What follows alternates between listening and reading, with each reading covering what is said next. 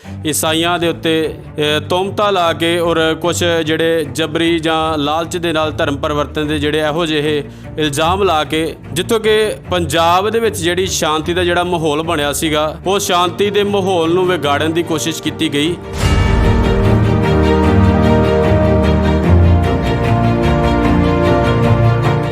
ਅਸੀਂ ਗੱਲ ਕਰੀਏ ਫਾਇਰ ਸ਼ਬਦ ਜਿਹੜਾ ਕਿ ਬਹੁਤ ਸਾਰੇ ਪਾਸਟਰਾਂ ਦੇ ਵੱਲੋਂ ਵਰਤਿਆ ਜਾਂਦਾ ਵਾ, ਕਿ ਬਾਈਬਲ ਦੇ ਵਿੱਚ ਇਹਦਾ ਕੋਈ ਜ਼ਿਕਰ ਹੈ ਕਿ ਜਾਂ ਇਹ ਪਾਸਟਰਾਂ ਦੇ ਕੋਲੋਂ ਆਪਣੇ ਆਪ ਵਰਤਦੇ ਨੇ, ਜਾਂ ਉਹਨਾਂ ਦੀ ਕੋਈ ਆਪਣੀ ਜਿਹੜੀ ਸੋਚ ਜਾਂ ਆਪਣੀ ਜਿਹੜੀ ਉਹਨਾਂ ਦਾ ਜਿਹੜਾ ਇਹ ਵਰਡ ਹੈ ਜਿਹੜਾ ਕਿ ਉਹਨਾਂ ਦੇ ਮੂੰਹ 'ਤੇ ਚੜਿਆ ਹੋਇਆ ਜੀ।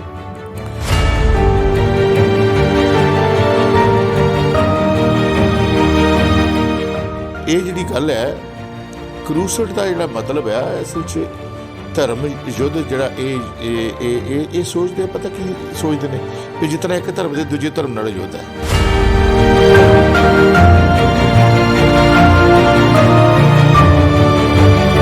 ਕਿਉਂਕਿ ਚਰਚ ਦਾ ਮਤਲਬ ਹੈ ਕਲੀਸਿਆ, ਚਰਚ ਦਾ ਮਤਲਬ ਬਿਲਡਿੰਗ ਨਹੀਂ ਹੁੰਦੀ।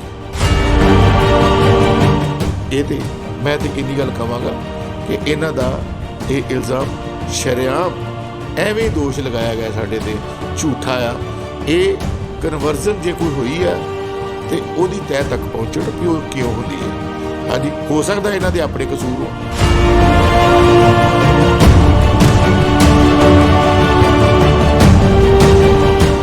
ਤੇ ਜਿਹੜੇ ਲੋਕ ਇਹ ਸਵਾਲ ਕਰਦੇ ਨੇ ਵੀ ਇਹਨਾਂ ਦੇ ਮਿਸ਼ਨਰੀਆਂ ਨੇ ਦੇਸ਼ ਦੀ ਆਜ਼ਾਦੀ ਲਈ ਕੀ ਕੀਤਾ, ਇਹ ਕਦੀ ਵੀ ਸਵਾਲ ਨਾ ਕਰਦੇ, ਕਿਉਂਕਿ ਇਤਿਹਾਸ ਦੇ ਵਿੱਚ ਸਾਡੇ ਇਤਿਹਾਸ ਨੂੰ ਜਿਹੜਾ ਨਾ ਉਹ ਖਤਮ ਕਰਨ ਦੀ ਕੋਸ਼ਿਸ਼ ਕੀਤੀ ਜਾ ਰਹੀ ਹੈ।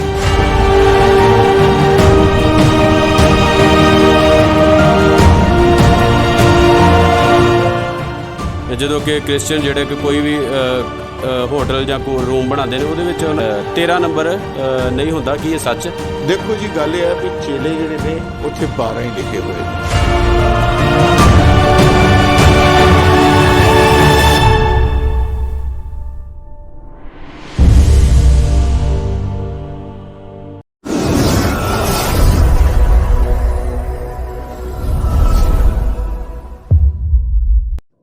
ਖੁਦਾਵੰਦ ਯਿਸੂ ਮਸੀਹ ਜੀ ਦੇ ਪਾਕ ਤੇ ਪਵਿੱਤਰ ਨਾਮ ਦੇ ਵਿੱਚ ਆਪ ਸਭ ਨੂੰ ਮੇਰੇ ਵੱਲੋਂ ਜੈ ਮਸੀਹ ਦੀ। ਮੈਂ ਹਾਂ ਯਕੂਬ ਔਰ ਤੁਸੀਂ ਵੇਖ ਰਹੇ ਹੋ ਕ੍ਰਾਈਸਟ ਪੀਪਲ ਟੀਵੀ। ਤੇ ਅੱਜ ਅਸੀਂ ਬੜੇ ਹੀ ਖਾਸ ਵਿਸ਼ਿਆਂ ਦੇ ਉੱਤੇ ਗੱਲਬਾਤ ਕਰਨ ਦੇ ਲਈ ਜਾ ਰਹੇ ਹਾਂ। ਉਹ ਖਾਸ ਵਿਸ਼ੇ ਜਿਹੜੇ ਕਿ ਇਸ ਸਮੇਂ ਪੰਜਾਬ ਦੇ ਵਿੱਚ, ਸਗੋਂ ਪੂਰੇ ਭਾਰਤ ਤੇ ਪੂਰੇ ਵਿਸ਼ਵ ਭਰ ਦੇ ਵਿੱਚ ਹੀ ਜਿਹੜੇ ਕਿ ਬੜੇ ਹੀ ਇੱਕ ਖਾਸ ਜਿਹੜੇ ਚਰਚਾ ਦੇ ਵਿਸ਼ੇ ਬਣੇ ਹੋਏ ਨੇ। ਜਿਵੇਂ ਕਿ ਤੁਸੀਂ ਜਾਣਦੇ ਹੀ ਹੋ ਕਿ ਪਿਛਲੇ ਦਿਨਾਂ ਦੇ ਵਿੱਚ ਸ਼੍ਰੀ ਅਕਾਲ ਤਖਤ ਸਾਹਿਬ ਦੇ ਜਥੇਦਾਰ ਸਾਹਿਬ ਵੱਲੋਂ ਜਦੋਂ ਸ਼ੁਰੂਆਤ ਦੇ ਵਿੱਚ ਜਿਹੜੇ ਕਿ ਈਸਾਈਆਂ ਦੇ ਉੱਤੇ ਤੁਹਮਤਾਂ ਲਾ ਕੇ ਔਰ ਕੁਛ ਜਿਹੜੇ ਜਬਰੀ ਜਾਂ ਲਾਲਚ ਦੇ ਨਾਲ ਧਰਮ ਪਰਿਵਰਤਨ ਦੇ ਜਿਹੜੇ ਇਹੋ ਜਿਹੇ ਇਲਜ਼ਾਮ ਲਾ ਕੇ, ਜਿੱਥੋਂ ਕਿ ਪੰਜਾਬ ਦੇ ਵਿੱਚ ਜਿਹੜੀ ਸ਼ਾਂਤੀ ਦਾ ਜਿਹੜਾ ਮਾਹੌਲ ਬਣਿਆ ਸੀਗਾ, ਉਹ ਸ਼ਾਂਤੀ ਦੇ ਮਾਹੌਲ ਨੂੰ ਵਿਗਾੜਨ ਦੀ ਕੋਸ਼ਿਸ਼ ਕੀਤੀ ਗਈ। ਔਰ ਹੁਣ ਤੱਕ ਤੁਸੀਂ ਵੇਖ ਰਹੇ ਹੋ, ਤੁਸੀਂ ਜਾਣਦੇ ਹੋ ਸਭ ਕਿ ਪੰਜਾਬ ਦੇ ਵਿੱਚ ਜਿਹੜੇ ਕਿ ਪਿਛਲੇ ਦਿਨਾਂ ਦੇ ਵਿੱਚ ਮਸੀਹਤ ਦੇ ਉੱਤੇ ਜਿਹੜੇ ਕਿ ਕਿੰਨੇ ਹੀ ਜਿਹੜੇ ਕਿ ਹਮਲੇ ਹੋਏ ਨੇ, ਔਰ ਕਿੰਨੇ ਹੀ ਜਿਹੜੇ ਨੇ ਮਸੀਹ ਲੋਕਾਂ ਦੇ ਉੱਤੇ ਜਿਹੜੇ ਹਮਲੇ ਕੀਤੇ ਗਏ ਨੇ ਪਿਛਲੇ ਦਿਨਾਂ ਦੇ ਵਿੱਚ। ਵੇਖੀਏ, ਗੱਲ ਕਰ ਲਈਏ ਸ਼ੁਰੂਆਤ ਦੇ ਵਿੱਚ, ਤੇ ਡੱਡੂਆਣਾ ਚਰਚ ਦੇ ਉੱਤੇ ਜਿਹੜਾ ਕਿ ਇੱਕ ਕੁਝ ਨਿਹੰਗ ਸਿੰਘਾਂ ਦੇ ਵੱਲੋਂ ਉਸ ਜਗ੍ਹਾ 'ਤੇ ਜਿਹੜੇ ਨਿਹੰਗ ਸਿੰਘਾਂ ਨੇ ਪਹੁੰਚ ਕੇ ਉਸ ਚਰਚ ਦੇ ਵਿੱਚ ਜਾ ਕੇ ਉਸ ਜਗ੍ਹਾ 'ਤੇ ਚੱਲ ਰਹੀ ਇਬਾਦਤ ਨੂੰ, ਬੰਦਗੀ ਨੂੰ ਰੁਕਵਾ ਦਿੱਤਾ ਗਿਆ। ਔਰ ਇੱਥੋਂ ਤੱਕ ਕਿ ਉੱਥੋਂ ਦੇ ਜਿਹੜੇ ਪਾਦਰੀ ਸਾਹਿਬ ਸਨ, ਉਹ ਵੀ ਉਸ ਮੌਕੇ 'ਤੇ ਜਦੋਂ ਕਿ ਨਿਹੰਗ ਸਿੰਘ ਪਹੁੰਚੇ ਤਾਂ ਉਹਨਾਂ ਨੂੰ ਵੀ ਆਪਣੇ ਚਰਚ ਨੂੰ ਉਸ ਜਗ੍ਹਾ ਤੋਂ ਛੱਡ ਕੇ ਤੇ ਭੱਜਣਾ ਪਿਆ। ਔਰ ਇਹੋ ਜਿਹੇ ਜਿਹੜੇ ਕਿ ਅੱਜ ਵਿਸ਼ੇ ਆ, ਜਿਹੜੇ ਇਹੋ ਜਿਹੇ ਜਿਹੜੀਆਂ ਗੱਲਾਂ ਤੋਂ ਜਿਹੜੇ ਅੱਜ ਦੇ ਪੰਜਾਬ ਦਾ ਜਿਹੜਾ ਮਾਹੌਲ ਹੈ ਜਿਹੜਾ ਕਿ ਖਰਾਬ ਹੋ ਚੁੱਕਾ ਵਾ। ਔਰ ਬਹੁਤ ਹੀ ਜਿਹੜੀ ਕਿ ਮੰਦਭਾਗੀ ਘਟਨਾ ਵਾ, ਜਿਹੜੀ ਕਿ ਅਸੀਂ ਕਹਿ ਸਕਦੇ ਹਾਂ ਕਿ ਪੰਜਾਬ ਦੇ ਵਿੱਚ ਇਹੋ ਜਿਹੀਆਂ ਮੰਦਭਾਗੀਆਂ ਘਟਨਾਵਾਂ ਘਟ ਰਹੀਆਂ ਨੇ। ਔਰ ਅੱਜ ਵੀ, ਹੁਣ ਤੱਕ ਵੀ, ਮਤਲਬ ਕਿ ਪਿਛਲੇ ਦਿਨਾਂ ਦੇ ਵਿੱਚ ਥੋੜ੍ਹੇ ਦਿਨ ਪਹਿਲਾਂ ਹੀ ਫਿਰ ਜਦ ਕਿ ਇੱਕ ਅੰਮ੍ਰਿਤਪਾਲ ਨਾਮ ਦਾ ਜੋ ਕਿ ਵਿਅਕਤੀ ਆ, ਔਰ ਉਸ ਵੱਲੋਂ ਵੀ ਪ੍ਰਭੂ ਯਿਸੂ ਮਸੀਹ 'ਤੇ ਥੋੜ੍ਹੇ ਦਿਨ ਪਹਿਲਾਂ ਜਿਹੜੀ ਕਿ ਟਿੱਪਣੀ ਕੀਤੀ ਗਈ ਔਰ ਕਿਹਾ ਗਿਆ ਕਿ ਪ੍ਰਭੂ ਯਿਸੂ ਮਸੀਹ ਆਪਣੇ ਆਪ ਨੂੰ ਬਚਾ ਨਹੀਂ ਸਕਿਆ ਤੇ ਉਹ ਹੋਰ ਕਿਸੇ ਨੂੰ ਕਿਵੇਂ ਬਚਾ ਲੇਗਾ। ਔਰ ਇਹੋ ਜਿਹੀਆਂ ਬਹੁਤ ਸਾਰੀਆਂ ਜਿਹੜੀਆਂ ਗੱਲਾਂ ਵਾ, ਜਿਨ੍ਹਾਂ ਤੋਂ ਸ਼ੁਰੂ ਤੋਂ ਲੈ ਕੇ ਹੁਣ ਤੱਕ ਜਿਹੜੀਆਂ ਹੋ ਗਈਆਂ ਨੇ ਔਰ ਹੋ ਰਹੀਆਂ ਨੇ, ਜਿਹੜੀਆਂ ਕਿ ਮਸੀਹਤ ਦੇ ਖਿਲਾਫ ਨੇ, ਬਹੁਤ ਸਾਰੇ ਲੋਕਾਂ ਦੇ ਵੱਲੋਂ ਭੜਕਾਇਆ ਜਾ ਰਿਹਾ ਵਾ। ਸ਼ਾਂਤੀ ਨੂੰ ਜਿਹੜਾ ਪੰਜਾਬ ਦੀ ਨੂੰ ਆ ਜਿਹੜਾ ਕਿ ਉਹ ਖਰਾਬ ਕੀਤਾ ਜਾ ਰਿਹਾ ਹੈ। ਔਰ ਇਹਨਾਂ ਸਾਰਿਆਂ ਵਿਸ਼ਿਆਂ ਦੇ ਉੱਤੇ ਅੱਜ ਅਸੀਂ ਗੱਲਬਾਤ ਕਰਨ ਦੇ ਲਈ ਪਹੁੰਚੇ ਹਾਂ ਜੀ ਬਿਸ਼ਪ ਇਮੈਨੂਅਲ ਮਸੀਹ ਰਹਿਮਤ ਜੀ ਦੇ ਕੋਲ। ਅੱਜ ਅਸੀਂ ਸਭ ਤੋਂ ਪਹਿਲਾਂ ਗੱਲਬਾਤ ਕਰ ਲੈਂਦੇ ਹਾਂ ਜੀ, ਜਿਵੇਂ ਕਿ ਵੇਖਿਆ ਜਾਂਦਾ ਹੈ ਕਿ ਪਿਛਲੇ ਦਿਨਾਂ ਦੇ ਵਿੱਚ ਅਕਤੂਬਰ ਔਰ ਜਾਂ ਸਤੰਬਰ ਜਿਹੜਾ ਕਿ 2021 ਦੇ ਵਿੱਚ ਸ਼੍ਰੀ ਅਕਾਲ ਤਖਤ ਸਾਹਿਬ ਦੇ ਜਥੇਦਾਰ ਸਾਹਿਬ ਵੱਲੋਂ ਜਿਹੜਾ ਕਿ ਬਿਆਨ ਦਿੱਤਾ ਗਿਆ ਸੀਗਾ ਕਿ ਈਸਾਈ ਲੋਕ ਹੈ ਜਿਹੜੇ ਈਸਾਈ ਮਤ ਦੇ ਜਿਹੜੇ ਲੋਕ ਹੈ ਜਬਰੀ ਤੇ ਲਾਲਚ ਦੇ ਕੇ ਧਰਮ ਪਰਿਵਰਤਨ ਕਰਦੇ। ਇਸ ਸੰਬੰਧ ਦੇ ਵਿੱਚ ਕੀ ਕਹਿਣਾ ਚਾਹੁੰਦੇ ਜੀ? ਦੇਖੋ ਜੀ, ਦੋ ਗੱਲਾਂ ਨੇ, ਇੱਕ ਜਬਰੀ ਤੇ ਇੱਕ ਲਾਲਚ ਦੇ ਕੇ। ਜਬਰੀ ਦੀ ਗੱਲ ਇਹ ਹੈ ਕਿ ਅਸੀਂ ਘੱਟ ਗਿਣਤੀ ਹੈ, ਮਰਦਮਸ਼ੁਮਾਰੀ 'ਚ ਰਿਕਾਰਡ ਦੱਸਦਾ ਸਰਕਾਰ ਦਾ ਕਿ ਅਸੀਂ 1.25% ਹੈ ਸਾਰੇ ਹੀ, ਅਤੇ ਇਹ 59 ਜਾਂ 57 ਪੁਆਇੰਟ ਕੁਝ % ਜਿੰਨਾ ਵੀ ਹੈਗੇ ਨੇ, ਇਹ ਇਸ ਟਾਈਮ ਪੰਜਾਬ ਦੀ ਮੈਜੋਰਟੀ 'ਚ ਨੇ। ਸਰਕਾਰ ਆਪ ਦੀ ਆ ਜੇ, ਸਰਕਾਰ ਕਾਂਗਰਸ ਦੀ ਆ ਜੇ, ਸਰਕਾਰ ਅਕਾਲੀ ਦਲ ਦੀ ਆ ਜੇ, ਰਾਜ ਸਿੱਖ ਹੀ ਕਰ ਰਹੇ ਨੇ। ਮਹਿਕਮੇ 'ਚ ਲਾਓ, ਪੁਲਿਸ ਅਫਸਰ ਤੁਹਾਨੂੰ ਬਹੁਤੇ ਇਹੋ ਮਿਲਣਗੇ। ਪੁਲਿਸ ਦੇ ਸਿਪਾਹੀ, ਥੱਲੇ ਮੁਲਾਜ਼ਮ, ਹਵਾਲਦਾਰ, ASI, JCO ਜਿੰਨੇ ਨੇ ਸਾਰੇ ਇੰਸਪੈਕਟਰ ਤੱਕ, ਉਹ ਵੀ ਤੁਹਾਨੂੰ ਬਹੁਤੇ ਸਿੱਖ ਮਿਲਣਗੇ। ਦੂਜੇ ਮਹਿਕਮਿਆਂ 'ਚ ਵੀ ਅਫਸਰ ਅਤੇ ਮੁਲਾਜ਼ਮਾਂ ਦੇ ਵਿੱਚ ਮੈਜੋਰਟੀ ਤੁਹਾਨੂੰ ਸਿੱਖੀਜ਼ਮ ਦੀ ਮਿਲੇਗੀ। ਹਾਂਜੀ, ਜ਼ਮੀਨਾਂ ਇਹਨਾਂ ਦੇ ਕੋਲ ਨੇ, ਬੱਚੇ ਵਿਦੇਸ਼ਾਂ 'ਚ ਬਾਹਰ ਇਹਨਾਂ ਦੇ ਨੇ, ਪੈਸੇ ਵਾਲੇ ਵੀ ਇਹ ਨੇ ਅਤੇ ਤਾਕਤ ਵਾਲੇ ਵੀ ਇਹ ਨੇ। MLA ਵੀ ਇਹਨਾਂ ਦੇ, MP ਵੀ ਇਹਨਾਂ ਦੇ, ਮੰਤਰੀ ਵੀ ਇਹਨਾਂ ਦੇ, ਚੀਫ ਮਿਨਿਸਟਰ ਵੀ ਇਹਨਾਂ ਦੇ। ਫਿਰ ਇਹ ਕਹਿਣ ਵੀ ਇਹਨਾਂ ਨਾਲ ਜ਼ਬਰਦਸਤੀ ਅਸੀਂ 1.25% ਕਰਨ ਦੇ, ਉਹ ਕਿਵੇਂ ਹੋ ਸਕਦੀ ਹੈ? ਇਹ ਬਿਲਕੁਲ ਬੇਬੁਨਿਆਦ ਆ। ਸਾਡੇ ਲੋਕ ਪਿੰਡਾਂ 'ਚ ਗਰੀਬ ਨੇ, ਮਜ਼ਦੂਰੀ ਦਾ ਕੰਮ ਕਰਦੇ ਨੇ, ਮੰਡੀਆਂ 'ਚ ਪੱਲੇਦਾਰ ਨੇ, ਇੱਥੇ ਰਿਕਸ਼ਾ ਚਲਾਉਂਦੇ ਨੇ, ਕਈ ਆਟੋ ਚਲਾਉਂਦੇ ਨੇ, ਪਿੰਡਾਂ ਦੇ ਵਿੱਚ ਲੇਡੀਜ਼ ਇਹਨਾਂ ਲੋਕਾਂ ਦੇ ਘਰਾਂ 'ਚ ਕੰਮ ਕਰਦੀਆਂ ਨੇ ਜਾ ਕੇ। ਹਾਂਜੀ, ਸੋ ਗਰੀਬ ਲੋਕ ਜਿਹੜੇ ਨੇ ਉਹ ਵਿਚਾਰੇ ਇਹਨਾਂ ਨਾਲ ਜ਼ਬਰਦਸਤੀ ਕਰਨਗੇ? ਕਾਹਦੀ ਜ਼ਬਰਦਸਤੀ ਕਰਨਗੇ? ਇਹਨਾਂ ਨਾਲ ਕਿਸ ਤਰ੍ਹਾਂ ਕਰ ਸਕਦੇ ਨੇ ਜ਼ਬਰਦਸਤੀ? ਇਹ ਤਾਂ ਬੇਬੁਨਿਆਦ ਇੱਕ ਇਲਜ਼ਾਮ ਹੈ। ਇਹ ਤਾਂ ਮੈਂ ਤਾਂ ਇੰਨੀ ਗੱਲ ਕਹਾਂਗਾ ਕਿ ਇਹਨਾਂ ਦਾ ਇਹ ਇਲਜ਼ਾਮ ਸ਼ਰੇਆਮ ਐਵੇਂ ਹੀ ਦੋਸ਼ ਲਗਾਇਆ ਗਿਆ ਸਾਡੇ 'ਤੇ, ਝੂਠਾ ਆ। ਇਹ ਕਨਵਰਜ਼ਨ ਜੇ ਕੋਈ ਹੋਈ ਆ ਤਾਂ ਉਹਦੀ ਤਹਿ ਤੱਕ ਪਹੁੰਚਣ ਵੀ ਉਹ ਕਿਉਂ ਹੁੰਦੀ ਹੈ।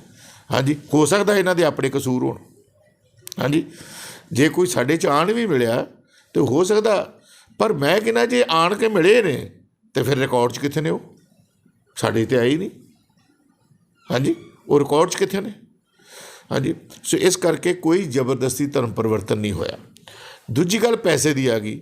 ਮੈਂ ਜਿਵੇਂ ਤੁਹਾਨੂੰ ਦੱਸਿਆ ਕਿ ਦੇਖੋ, ਸਰਕਾਰੀ ਅਫਸਰ ਏ, ਮੰਤਰੀ ਏ, ਕੈਬਨਿਟ ਮੰਤਰੀ ਏ, ਮੁੱਖ ਮੰਤਰੀ ਏ, MLA ਏ, MPs ਇਹ ਨੇ, ਅਮੀਰ ਲੋਕ ਇਹ ਨੇ, ਜ਼ਮੀਨਾਂ ਇਹਨਾਂ ਦੇ ਕੋਲ ਨੇ। ਹਾਂਜੀ, ਮੰਡੀਆਂ ਦੇ ਵਿੱਚ ਆੜ੍ਹਤੀ ਇਹਨਾਂ ਦੇ ਨੇ, ਸ਼ੈਲਰ ਇਹਨਾਂ ਲੋਕਾਂ ਦੇ ਨੇ, ਸਾਰੀਆਂ ਇੰਡਸਟਰੀ ਦੇ ਵਿੱਚ ਇਹ ਲੱਗੇ ਲੋਕ ਅੱਗੇ ਨੇ, ਅਤੇ ਫਿਰ ਪੈਸਾ ਵੀ ਇਹਨਾਂ ਦੇ ਕੋਲ ਹੀ ਹੈ। ਜੇ ਅਸੀਂ ਪੈਸਾ ਦੇ ਕੇ ਧਰਮ ਪਰਿਵਰਤਨ ਕਰਦੇ ਨੇ, ਬਈ ਸਾਡੀ FCR ਬੰਦ ਕਰਾ ਦੇਣ ਕੋਈ, ਜੇ FCR ਹੈਗੀ ਹੈ ਤਾਂ। ਹਾਂਜੀ, ਸਾਨੂੰ ਜੇ ਕੋਈ ਪੈਸਾ ਆ ਰਿਹਾ ਤਾਂ ਸਾਬਤ ਤਾਂ ਕਰਨ, ਕਿਸੇ ਰਿਕਾਰਡ 'ਚ ਹੀ ਹੋਊਗਾ, ਬੈਂਕਾਂ ਦਾ ਹੀ ਆਊਗਾ ਨਾ। ਹਾਂਜੀ, ਉੱਤੋਂ ਉੱਡ ਕੇ ਥੋੜ੍ਹੀ ਪੈਸਾ ਸਾਡੇ ਕੋਲ ਆ ਜਾਂਦਾ ਅਤੇ ਅਸੀਂ ਵੰਡਦੇ ਫਿਰਦੇ ਹਾਂ ਲੋਕਾਂ ਨੂੰ। ਇਹ ਪੈਸੇ ਦੇਖਦਾ ਧਰਮ ਪਰਿਵਰਤਨ ਜਿਹੜਾ ਕਰਨ ਵਾਲੀ ਗੱਲ ਹੈ, ਇਹ ਵੀ ਇੱਕ ਬੇਬੁਨਿਆਦ ਦੋਸ਼ ਹੈ। ਅਸਲ 'ਚ ਇਹ ਆਪਣੀਆਂ ਕਮੀਆਂ ਕਮਜ਼ੋਰੀਆਂ ਨੂੰ ਹੀ ਛਪਾਈ ਜਾਂਦੇ ਨੇ। ਕੋਈ ਇਹਨਾਂ ਦੇ ਵਿੱਚ ਆਪਣੀਆਂ ਕਮੀਆਂ ਨੇ, ਕੋਈ ਆਪਣੀਆਂ ਕਮਜ਼ੋਰੀਆਂ ਨੇ, ਅਤੇ ਦੋਸ਼ੀ ਸਾਨੂੰ ਬਣਾਈ ਜਾਂਦੇ ਨੇ। ਇਹ ਗਲਤ ਹੈ। ਸੋ ਇਸ ਕਰਕੇ ਸਾਡੇ 'ਤੇ ਜਿਹੜੇ ਦੋਸ਼ ਨੇ, ਜ਼ਬਰਦਸਤੀ ਧਰਮ ਪਰਿਵਰਤਨ ਕਰਨਾ ਜਾਂ ਲਾਲਚ ਦੇ ਕੇ ਪੈਸੇ ਦਾ, ਹਾਂਜੀ, ਧਰਮ ਪਰਿਵਰਤਨ ਕਰਨਾ। ਲਾਲਚ ਦੇ ਕੇ ਪੈਸੇ ਦੀ ਗੱਲ ਕਰਦੇ ਆ, ਹੋਰ ਵੀ ਲਾਲਚਾਂ ਦੇ ਇਹਨਾਂ ਨੇ ਦੋਸ਼ ਲਾਉਂਦੇ ਨੇ। ਇਹ ਕਹਿੰਦੇ ਨੇ ਜੀ ਇਹ ਬੱਚਿਆਂ ਨੂੰ ਪੜ੍ਹਾਉਣ ਦਾ, ਫ੍ਰੀ ਪੜ੍ਹਾਉਣ ਦਾ ਦੋਸ਼ ਲਗਾਉਂਦੇ ਨੇ। ਕਿੱਥੇ ਵੀ ਸਾਡੇ ਕੋਲ ਆਪਣੇ ਬੱਚਿਆਂ ਦੀ ਫੀਸਾਂ ਨਹੀਂ ਦਿੱਤੀਆਂ ਜਾਂਦੀਆਂ। ਮੇਰੇ ਬੇਟੇ ਦੀ ਬੇਟੀ ਜਿਹੜੀ ਇੱਥੇ ਅਲੈਗਜ਼ੈਂਡਰ ਸਕੂਲ ਅਤੇ ਸੇਕਰਡ ਹਾਰਟ 'ਚ ਪੜ੍ਹਦੀ ਸੀ, ਦਾਖਲ ਹੋ ਗਈ, ਇੰਟਰਵਿਊ ਦਿੱਤੀ, ਨਰਸਰੀ 'ਚ ਦਾਖਲ ਹੋ ਗਈ, 1 ਸਾਲ ਉਹਨੇ ਪੜ੍ਹਾਈ, ਅਗਲੇ ਸਾਲ ਕੱਢ ਲਿਆ। ਮੈਨੂੰ ਉਦੋਂ ਪਤਾ ਲੱਗਾ ਜਦੋਂ ਕੱਢ ਚੁੱਕਾ ਸੀ। ਮੈਂ ਕੀ ਗੱਲ ਹੋਈ? ਕਹਿੰਦਾ ਪਾਪਾ ਮੈਂ ਇੱਥੋਂ ਦੀ ਫੀਸ ਨਹੀਂ ਦੇ ਸਕਦਾ। ਸਾਡੇ ਕੋਲ ਤਾਂ ਫੀਸਾਂ ਨਹੀਂ ਦਿੱਤੀਆਂ ਜਾਂਦੀਆਂ। ਹਾਂਜੀ, ਅਸੀਂ ਕਿਸੇ ਨੂੰ ਕੀ ਕਰਾਂਗੇ? ਅਸੀਂ ਆਪਣੇ ਬੱਚਿਆਂ ਨੂੰ ਤਾਂ ਪੜ੍ਹਾ ਨਹੀਂ ਸਕਦੇ। ਅਤੇ ਜਿੱਥੋਂ ਤੱਕ ਇਹਨਾਂ ਸਕੂਲਾਂ ਦੀ ਗੱਲ ਹੀ ਹੈ, ਇਹ ਸਕੂਲ ਤੁਹਾਡੇ ਬੱਚਿਆਂ ਨੂੰ ਪੜ੍ਹਾਉਂਦੇ ਜੇ। ਹਾਂਜੀ, ਸਾਡੇ ਕ੍ਰਿਸਚਨ ਬੱਚਿਆਂ ਨੂੰ ਨਹੀਂ ਇਹ ਲੋਕ ਪੜ੍ਹਾਉਂਦੇ, ਕਿਉਂਕਿ ਕ੍ਰਿਸਚਨ ਗਰੀਬ ਨੇ, ਉਹ ਫੀਸਾਂ ਨਹੀਂ ਇਹਨਾਂ ਦੀ ਦੇ ਸਕਦੇ। ਤੁਸੀਂ ਫੀਸਾਂ ਦੇ ਸਕਦੇ ਹੋ, ਤੁਹਾਡੇ ਬੱਚੇ ਪੜ੍ਹੀ ਜਾਂਦੇ ਉੱਥੇ। ਹਾਂਜੀ, ਅਤੇ ਫਿਰ ਲਾਲਚ ਕੌਣ ਦਿੰਦਾ? ਲਾਲਚ ਕੌਣ ਦੇ ਰਿਹਾ? ਕੋਈ ਵੀ ਨਹੀਂ। ਇੱਥੇ ਲਾਲਚ ਵਾਲੀ ਗੱਲ ਹੀ ਨਹੀਂ ਕੋਈ ਹੈਗੀ। ਹਾਂਜੀ, ਸਾਡੇ ਪਾਸਟਰਾਂ ਦੇ ਬੱਚੇ ਵਿਚਾਰੇ ਉਹਨਾਂ ਦੇ ਮਾੜੇ ਸਕੂਲਾਂ 'ਚ ਪੜ੍ਹਦੇ ਨੇ। ਹਾਂਜੀ, ਕਈ ਪਾਸਟਰ ਆਉਂਦੇ ਨੇ, ਉਹ ਜਾ ਕੇ ਮੇਰੇ ਕੋਲ ਆਉਂਦੇ ਨੇ, ਕਈ ਵਾਰੀ ਕਹਿੰਦੇ ਜੀ ਚਿੱਠੀ ਦਿਓ, ਤੁਹਾਡੀ ਚਿੱਠੀ ਲੱਗੂਗੀ ਨਾਲ ਤੇ ਫੀਸ ਮਾਫ਼ ਕਰਨਗੇ। ਅਤੇ ਇਹ ਫੀਸ ਪਤਾ ਕਿੰਨੀ ਮਾਫ਼ ਕਰਦੇ ਨੇ? 25 ਤੋਂ 30%। ਸਾਡੇ ਪਾਸਟਰ ਜਾਂ ਸਾਡੇ ਬੱਚੇ ਜਾਂ ਸਾਡੇ ਲੋਕ ਜਿਹੜੇ ਨੇ, ਜਿਨ੍ਹਾਂ ਦੇ ਬੱਚੇ ਗਾਂ ਇੱਥੇ ਪੜ੍ਹਦੇ ਨੇ ਇਹਨਾਂ ਦੇ ਸਕੂਲਾਂ ਦੇ ਵਿੱਚ, ਉਹ 25-30% ਫੀਸ ਮਾਫ਼ ਹੋਣ ਦੇ ਬਾਵਜੂਦ ਵੀ ਇੰਨੀ ਫੀਸ ਹੁੰਦੀ ਹੈ ਕਿ ਉਹ ਨਹੀਂ ਦੇ ਸਕਦੇ। ਆਹ ਪੋਜੀਸ਼ਨ ਹੈ, ਅਤੇ ਤੁਹਾਡੇ ਬੱਚਿਆਂ ਨੂੰ ਪੜ੍ਹਾਉਣ ਦਾ ਲਾਲਚ ਕਿੱਥੋਂ ਦੇਣਗੇ ਬਈ? ਦੂਜੀ ਗੱਲ, ਹੌਸਪੀਟਲਾਂ ਦੇ ਵਿੱਚ ਫਰੀ ਇਲਾਜ ਕਰਾਉਣ ਦਾ, ਵੀ ਇਹਨਾਂ ਦੇ ਹੌਸਪੀਟਲ ਨੇ। ਬਈ ਗੱਲ ਇਹ ਹੈਗੀ ਆ ਕਿ ਇਹ ਵੀ ਤੁਹਾਨੂੰ ਗਲਤਫਹਿਮੀ ਆ। ਉਹ ਇੰਸਟੀਟਿਊਸ਼ਨਾਂ ਦਾ ਸਾਡੇ ਨਾਲ ਕੋਈ ਸੰਬੰਧ ਨਹੀਂ ਹੈ, ਠੀਕ ਹੈ। ਇੱਕ ਕ੍ਰਿਸਚਨ ਹੋਣ ਨਾਤੇ ਸਾਡਾ ਉਹਦੇ ਨਾਲ ਕੋਈ ਸੰਬੰਧ ਹੈ, ਪਰ ਐਡਮਿਨਿਸਟ੍ਰੇਸ਼ਨ ਨਾਲ ਸਾਡਾ ਕੋਈ ਸੰਬੰਧ ਨਹੀਂ ਹੈ। ਅਤੇ ਦੂਜੀ ਗੱਲ ਇਹ ਹੈਗੀ ਆ ਕਿ ਉਹ ਜਿਹੜੇ ਹੌਸਪੀਟਲ ਨੇ ਉਹ ਵੀ ਮਤਲਬ ਜਿਹੜਾ ਨਾ, ਉਹ ਕੋਈ ਇਹੋ ਜਿਹੀ ਗੱਲਬਾਤ ਜਿਹੜਾ ਨਾ ਉਹ ਨਹੀਂ ਕਰਦੇ ਵੀ ਉਹ ਕਿਸੇ ਦਾ ਫਰੀ ਇਲਾਜ ਕਰਵਾ ਕੇ ਕਿਸੇ ਦਾ ਧਰਮ ਪਰਿਵਰਤਨ ਕਰਨ। ਇਹੋ ਜਿਹਾ ਅੱਜ ਤੱਕ ਨਾ ਤਾਂ ਕੋਈ ਚਾਂਸ ਹੋਇਆ ਅਤੇ ਨਾ ਕਦੀ ਹੋਏਗਾ, ਨਾ ਪਹਿਲਾਂ ਕਦੀ ਹੋਇਆ। ਅਸੀਂ ਅੱਜ ਤੱਕ ਨਹੀਂ ਸੁਣਿਆ ਵੀ ਫਰੀ ਇਲਾਜ ਕਰਾਉਂਦੇ ਨੇ ਜਾਂ ਫਰੀ ਪੜ੍ਹਾਉਂਦੇ ਨੇ। ਮੈਂ ਕਹਿੰਦਾ ਪ੍ਰੈਸ ਰਿਪੋਰਟਰ ਵੀ ਜਿਹੜੇ, ਤੁਹਾਡੀ ਪ੍ਰੈਸ ਵੀ ਤੁਹਾਡੀ ਹੈ, ਪ੍ਰੈਸ ਬਹੁਤੀ ਪ੍ਰੈਸ ਵੀ ਇਹਨਾਂ ਦੀ ਹੈ, ਉਹ ਇਹਨਾਂ ਦੀ ਗੱਲ ਕਰੀ ਜਾਂਦੇ ਨੇ। ਔਰ ਇਹੋ ਗੱਲਾਂ ਜਿਹੜੀਆਂ ਨੇ ਉਹ ਪ੍ਰੈਸ ਵਾਲਿਆਂ ਨੇ, ਮੀਡੀਆ ਨੇ ਵੀ ਜਿਹੜਾ ਲੋਕਾਂ ਦੇ ਮਨ 'ਚ ਪਾ ਛੱਡੀਆਂ ਨੇ ਵੀ ਇਹ ਲੋਕਾਂ ਦਾ ਪੈਸਾ ਦੇ ਕੇ ਧਰਮ ਪਰਿਵਰਤਨ ਕਰਦੇ ਨੇ, ਜ਼ਬਰਦਸਤੀ ਧਰਮ ਪਰਿਵਰਤਨ। ਉਹ ਵੀ ਦੱਸੋ ਤੁਸੀਂ ਜ਼ਬਰਦਸਤੀ ਕਾਹਦੀ ਹੋ ਗਈ? ਸੋ ਇਸ ਕਰਕੇ ਨਾ ਤਾਂ ਕੋਈ ਜ਼ਬਰਦਸਤੀ ਹੈ ਅਤੇ ਨਾ ਪੈਸਾ ਦੇ ਕੇ ਧਰਮ ਪਰਿਵਰਤਨ ਆ। ਕੋਈ ਸਵਾਲ ਹੈ ਜੀ, ਜਿਹੜਾ ਕਿ ਬਹੁਤ ਸਾਰੇ ਲੋਕਾਂ ਦੇ ਵੱਲੋਂ ਕੀਤਾ ਜਾਂਦਾ ਵਾ ਕਿ ਈਸਾਈ ਜਿਹੜੇ ਮਿਸ਼ਨਰੀ ਆ ਉਹਨਾਂ ਦੇ ਵੱਲੋਂ ਦੇਸ਼ ਦੀ ਆਜ਼ਾਦੀ ਦੇ ਲਈ ਕੀ ਕੀਤਾ ਗਿਆ ਵਾ, ਜਾਂ ਜਿਹੜੇ ਈਸਾਈ ਲੋਕ ਆ ਉਹਨਾਂ ਦੇ ਵੱਲੋਂ ਹੁਣ ਤੱਕ ਜਿਹੜਾ ਦੇਸ਼ ਦੇ ਲਈ ਕੀ ਕੀਤਾ ਗਿਆ ਜੇ? ਯਕੂਬ ਜੀ, ਗੱਲ ਇਹ ਹੈਗੀ ਹੈ ਕਿ ਇਹ ਤਾਂ ਇਤਿਹਾਸ ਨਾਲ ਸੰਬੰਧਿਤ ਗੱਲ ਹੈਗੀ ਹੈ। ਜਿਹੜਾ ਦੇਸ਼ ਦਾ ਸਾਡਾ ਇਤਿਹਾਸ ਆ, ਆਜ਼ਾਦੀ ਦਾ ਇਤਿਹਾਸ, ਮੈਨੂੰ ਲੱਗਦਾ ਕਿ ਸਾਡੇ ਇਤਿਹਾਸ ਨੂੰ ਜਿਹੜੇ ਕ੍ਰਿਸਚਨ ਕਮਿਊਨਿਟੀ ਆ, ਸਾਡੀ ਜਿਹੜੀ ਕੌਮ ਹੈ, ਉਹਦੇ ਇਤਿਹਾਸ ਨੂੰ ਖ਼ਤਮ ਕੀਤਾ ਜਾ ਰਿਹਾ। ਜਿਹੜਾ ਬਾਕੀ ਜਿਹੜੀਆਂ ਕੁਰਬਾਨੀਆਂ ਨੇ ਲੋਕਾਂ ਦੀਆਂ, ਉਹਨਾਂ ਦਾ ਤਾਂ ਹਵਾਲਾ ਦਿੱਤਾ ਜਾਂਦਾ ਹੈ ਵੀ ਉਹਨਾਂ ਨੇ ਦੇਸ਼ ਦੀ ਆਜ਼ਾਦੀ ਲਈ ਬੜਾ ਕੁਛ ਕੀਤਾ। ਕਿਉਂਕਿ ਜੇ ਇਸ ਤਰ੍ਹਾਂ ਦੀ ਗੱਲ ਨਾ ਹੋਵੇ ਅਤੇ ਜਿਹੜੇ ਲੋਕ ਇਹ ਸਵਾਲ ਕਰਦੇ ਨੇ ਵੀ ਇਹਨਾਂ ਦੇ ਮਿਸ਼ਨਰੀਆਂ ਨੇ ਦੇਸ਼ ਦੀ ਆਜ਼ਾਦੀ ਲਈ ਕੀ ਕੀਤਾ, ਇਹ ਕਦੀ ਵੀ ਸਵਾਲ ਨਾ ਕਰਦੇ।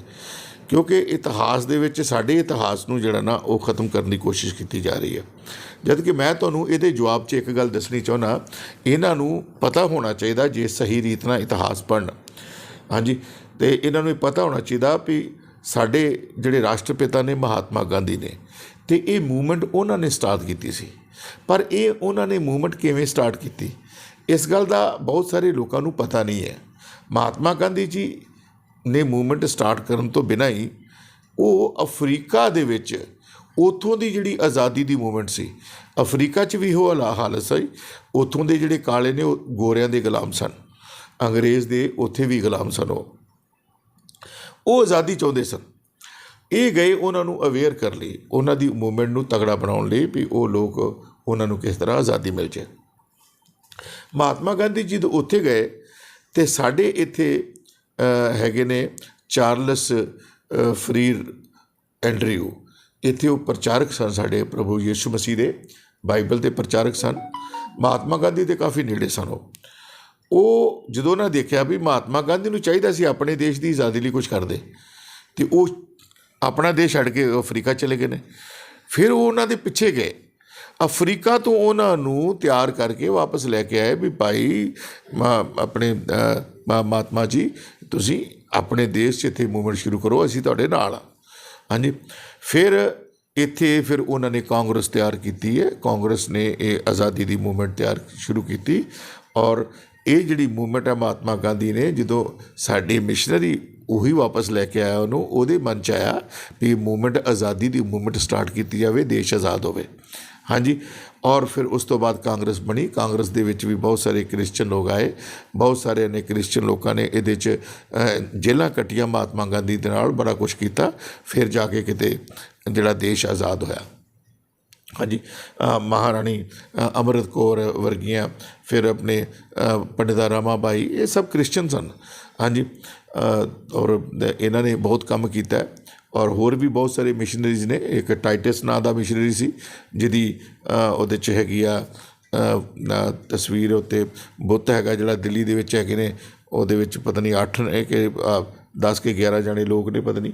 ਹਾਂਜੀ, ਪਹਿਲਾ ਜਿਹੜਾ 500 ਦਾ ਨੋਟ ਹੁੰਦਾ ਸੀ ਉਹਦੇ ਬੈਕ 'ਤੇ ਉਹਦੀ ਫੋਟੋ ਹੁੰਦੀ ਸੀਗੀ। ਹਾਂਜੀ, ਅਗਲੇ ਬੰਨੇ ਮਹਾਤਮਾ ਜੀ ਨੇ ਅਤੇ ਪਿੱਛੇ ਉਹ ਸਾਰੇ ਨੇ, ਅਤੇ ਉਹਦੇ ਵਿੱਚ ਕੁਝ ਸਥਾਨ 'ਤੇ ਪਿੱਛੇ ਜਿਹੜਾ ਨਾ ਉਹ ਟਾਈਟਸ ਦੀ ਫੋਟੋ ਹੈਗੀ ਹੈ ਲੱਗੀ ਹੋਈ। ਸੋ ਇਹੋ ਜਿਹੇ ਲੋਕਾਂ ਨੇ ਦੇਸ਼ ਦੀ ਆਜ਼ਾਦੀ ਲਈ ਮਹਾਤਮਾ ਗਾਂਧੀ ਦੀ ਅਗਵਾਈ ਦੇ ਵਿੱਚ ਬਹੁਤ ਕੁਛ ਕੀਤਾ ਔਰ ਦੇਸ਼ ਨੂੰ ਆਜ਼ਾਦ ਕਰਵਾਇਆ।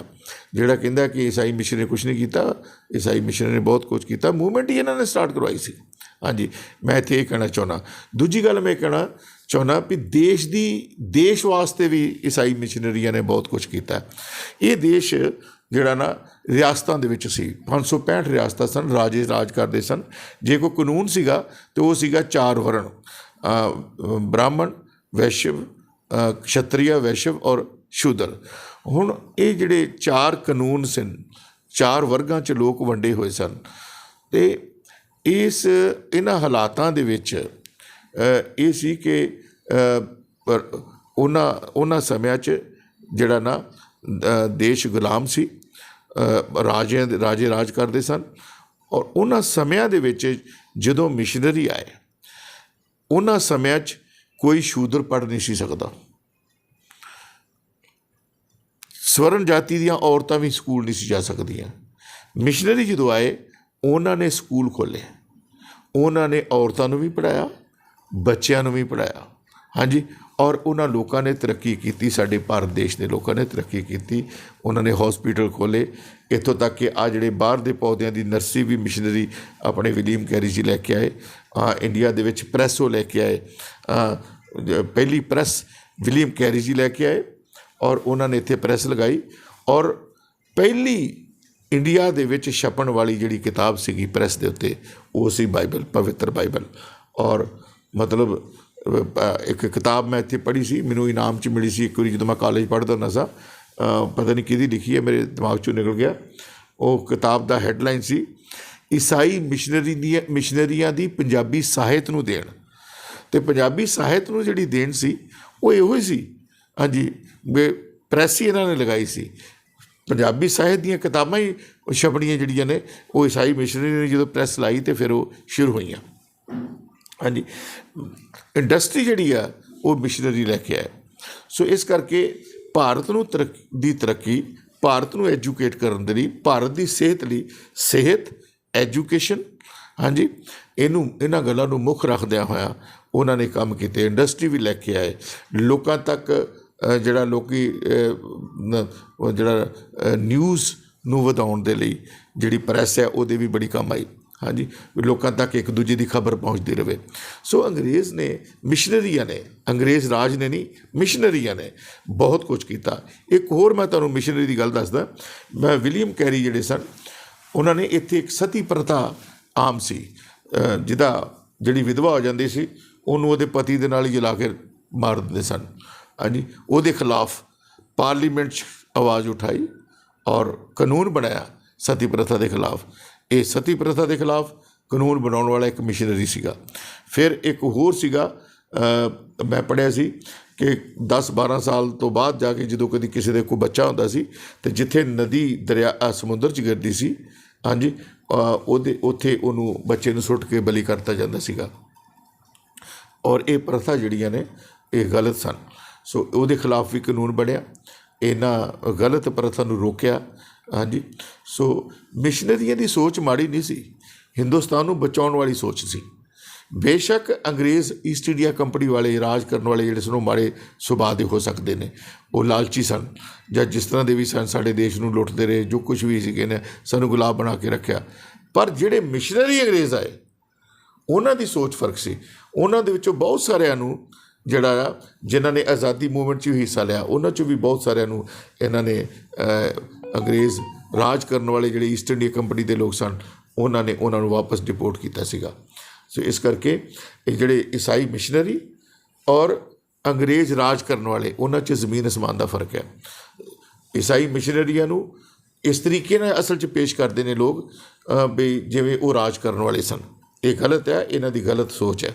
ਸੋ ਪੂਰੀ ਰੀਤ ਨਾਲ ਇਤਿਹਾਸ ਪਤਾ ਹੋਣਾ ਚਾਹੀਦਾ ਸਾਨੂੰ।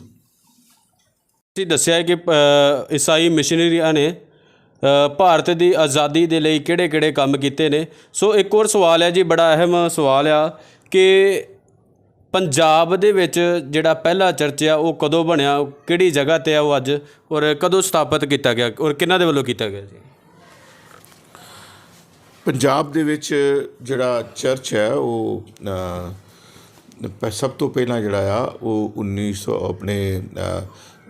1580 ਦੇ ਵਿੱਚ ਜਿਹੜਾ ਨਾ, ਜਦੋਂ ਬਾਦਸ਼ਾਹ ਅਕਬਰ ਸੀਗੇ ਉਹਨਾਂ ਦੇ ਟਾਈਮ ਦੇ ਉੱਤੇ ਇਸ ਤਰ੍ਹਾਂ ਕਿ ਉਹ ਉਸ ਵਕਤ ਕੁਛ ਪੁਰਤਗਾਲੀ ਲੋਕ ਆਏ ਸਨ। ਇਹਦੇ 1595 ਦੇ ਵਿੱਚ ਆਣ ਕੇ ਉਹਨਾਂ ਨੇ ਇਹ ਮੁਹਿੰਮ ਉਦੋਂ ਸ਼ੁਰੂ ਹੋ ਗਈ ਸੀ। ਪੁਰਤਗਾਲੀ ਕੁਛ ਮਿਸ਼ਨਰੀ ਸਨ ਸਾਡੇ ਇੰਡੀਆ ਦੇ ਵਿੱਚ ਆਏ, ਅਤੇ ਉਦੋਂ ਜਿਹੜਾ ਬਾਦਸ਼ਾਹ ਅਕਬਰ ਸੀਗਾ ਉਹਦਾ ਮਨ ਵੀ ਮਸੀਹਤ ਵਾਲੇ ਬੰਨੇ ਉਹਦਾ ਝੁਕਾਅ ਹੋ ਗਿਆ ਸੀਗਾ। ਅਤੇ 1595 ਦੇ ਵਿੱਚ ਉਹਨਾਂ ਨੇ ਇੱਕ ਚੈਪਲ ਇੱਕ ਉਹਨਾਂ ਨੇ ਬਣਾਇਆ, ਜਿਹੜਾ ਸਕੂਲ ਖੋਲ੍ਹਿਆ ਪੁਰਤਗਾਲੀਆਂ ਨੇ। ਉਹਨਾਂ ਨੂੰ ਕਿਹਾ ਵੀ ਤੁਸੀਂ ਸਕੂਲ ਖੋਲ੍ਹੋ, ਉਹਦੇ ਵਿੱਚ ਆਪਣੇ ਬਹੁਤ ਸਾਰੇ ਇਹਨਾਂ ਦੇ ਆਪਣੇ ਰਾਜਿਆਂ ਦੇ ਬੱਚੇ ਜਿਹੜੇ ਸਨ, ਵਜ਼ੀਰਾਂ ਦੇ ਬੱਚੇ, ਉਹ ਇਹਨਾਂ ਦੇ ਸਕੂਲ 'ਚ ਉੱਥੇ ਪੜ੍ਹਦੇ ਸਨ। ਅਤੇ ਉੱਥੇ ਇਹਨਾਂ ਨੇ ਇੱਕ ਚੈਪਲ ਜਿਹੜਾ ਉਹ ਵੀ ਮਤਲਬ ਬਣਾਇਆ ਸਕੂਲ ਦੇ ਅੰਦਰ।